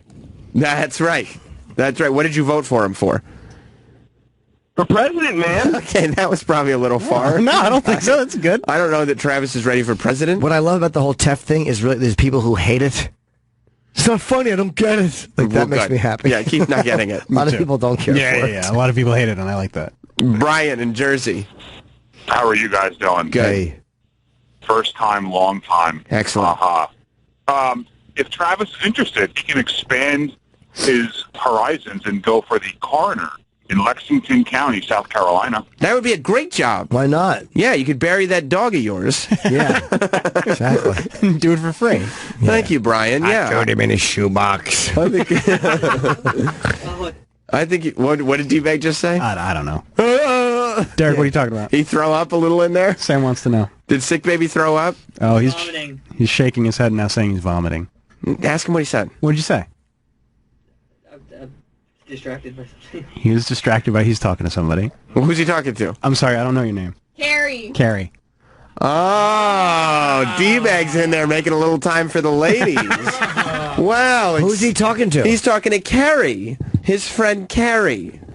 Oh, well, excuse me. Which one is, D-Bag, so sorry to Carrie, come around here interrupt. so Jim can see you. Let's take a look at how Carrie. are you? Hi, I'm good. How are you? Good, thank you. And do you work on which channel? None of them right now. She works on distracting the people on this channel. Volume. Oh, okay. Yeah. Yeah. Derek's telling her to get closer. He's good. He's very helpful. Derek's telling her to get closer, as if he's like, Carrie, my job is to focus on the show, okay? Yeah, so Closer to the mic, Carrie. Does he keep it professional? Yes. All right. Do you know when D-Bag was a baby, he used to throw up a lot? That's disgusting. Did you know? Yeah, don't look at his thumbs either. He's self-conscious about them. Oh. Carrie, you want to know something crazy? Yes. Did you know he was a preemie? Yeah. He was. Yeah. His first couple months were in an incubator with his hands sticking out. Yeah. Month early. Yeah, did you know that? I didn't know that. Yeah, he did. That's why he always walks in at 6:45. He's early. Oh, all right. We should wrap the show up. I'm sure D-Bag will be happy about that because She's really hot. Carrie is? Yeah. Yeah. Is that the one he said that he was? No, there was another one. There was another one. She left very quickly. She fucking ran out of there. Sorry, Derek. D-Bag likes to keep his pimp hand strong. Yeah. He always likes to chat it up with the ladies, but he does it on the DL. He sure does. D-Bag, are you tired of us ruining your chances with the chicks around here? No, she's just a coworker. Just a coworker. Adrian doesn't believe that. Just a coworker, yeah. Yeah, we see a bunch of dude coworkers you talk. Yeah, it's weird. weird. This is where Bismarcky's fucking song would be so good. No, it wouldn't. No, it wouldn't. Well, imagine if he said, "You say he's just a friend." By the way, we'll probably have to talk about this tomorrow. Is that bad? Yeah, terrible. D-Bag told Adrian that he wasn't allowed to sleep with one of his friend coworkers because he'd be. Look at D-Bag's. I have no idea what you're talking. Yes, you do. What are you? The one who showed you her ass. Oh, I didn't know. Who said he's not allowed to? Derek told me I couldn't sleep. Oh. He said he wouldn't want me to. Oh, yeah, there's a difference between. Because it's just his friend. Why do you care? He thinks I'm a pig. Yeah, Adrian. So what? Well, he wants I to guess. protect his friends from Yeah. dirty Adrian. That's true. I wouldn't be able to look at you the same if you had sex with him. Yeah. He's a womanizer. Hey, if you're thinking about having sex with Adrian, don't, because I don't know if we could still be friends. I wouldn't look at you the same way. Yeah. You deserve to be treated right. He's fucking white knighting her with tiny hands. He does. Yeah, he is. He's got the tiniest aluminum gloves you've ever seen. I'll rescue you. Yeah. He's a white knight, but he's got the body of Gargamel. Hey, D-Bag, you thought you'd survive one, huh? Yeah. You piece of shit. Yeah. Piece of shit. It's a little much. I had to Google Gargamel. Does that look like you? What'd you say, Adrian? He's ugly. Yeah. He is Gargamel. He looks like Gargamel, right? And once I start balding, give it a few years. Trying to help those ladies, protect them. Oh, yeah, he is. D-Bag wants to make sure none of these sleazy womanizers here at Sirius get their hands on his lady friends. Puts his little hand up. Stop right there. D-Bag, does your girlfriend ever get mad at all your female friends? No. You know his girlfriend? Oh, yeah, I've seen his girlfriend. Me too. Oh, yeah. Is he faithful? I think he's faithful. T-Bag he just likes to, he likes the girls to know he's the nice guy. He likes to have a around here. stable. Oh, yeah, he does. He wants a stable of female admirers. Oh, yeah, I don't blame him. I like a stable. Who doesn't? It's fun. Absolutely. Get a bunch of hot chicks around you. Is that right, D-Bag? Yeah, it doesn't hurt, So you told her you told her she shouldn't sully herself on Adrian? No. He made a comment like that. Don't you dare! She's my friend, okay? Don't talk that way about her. She's like a sister to me. Say that. I don't even think about her like that, and I don't want to hear that coming out of your mouth. Don't hurt her. Pervert. Adrian, you're fucking gross. So you think he was trying to cock block you? No, he just told me he would prefer that I not. I mean, I made a comment. Do you want D-Bag to what not was the sleep comment? with your friends? I think I said I'd like to fuck her. Oh, I see. Adrian's a cocksman, and this has been established that he cocksman. He's a one and done type of guy. I heard it. Yeah, that's great. That you only have It's to- good for him. I You mean, only have to more clean up power to after him. him. You only have to get down there and clean up once. You only have to eat out that egg yolk just one time. Are you saying that Derek may be put in a position where he's cuckolded? Yeah, I think Derek will crawl in on his hands and knees with a little leash on and clean up Adrian's mess. D-Bag, why do you care if your friends have a one-night stand? Who cares? They can do whatever they want. Maybe she likes him. Maybe she wants to give up the balloon nut. Yeah, what if she just wants to have fun for one evening? She's not looking for a relationship. She's looking for a thick Cuban dick. Yeah, maybe she says like, "Hey, look, I'm only gonna fuck him. I'm only gonna fuck him, but you can still take me to the airport." Yeah. I say what time?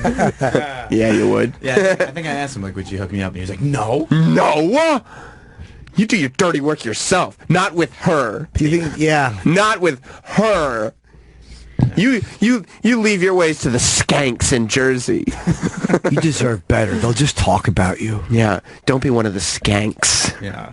You're so much better than that. T-Bag, did you see it going this way? No. Well, you know what? Maybe you find out that 8 to 11 a.m., it's not social hour. It's not summer camp in there to talk to all the pretty girls, huh? Huh? I wasn't waving anyone in. I mean... Oh, they just come to you, huh? No. Oh, chick magnet D-Bag was attracting them in. Right in through the door. That's right, just like those nurses looking down on you. Are you okay? Are you breathing, sweetie? You're saying we need to maybe put a velvet rope in front of the TEF box from all the ladies that are trying to get in to talk to D-Bag? Yeah. One at a time. One at a time, girls. One at a time. Travis is just trying to work. Like, guys, I'm trying to work here. And Derek's just, yep. All the D-Bags, the sick baby angels are coming in. Yeah. She literally walked in at like 10:49. Yeah, she did. Cool. Yeah, she did. Where'd she go? She left? Yeah, I think she... She's probably just shit. Decided to exit. Jim, don't talk about her like that. Yeah, she does not have to shit. Hey, Jim, that's my coworker, okay? How come you don't want Adrian to fuck the other girl?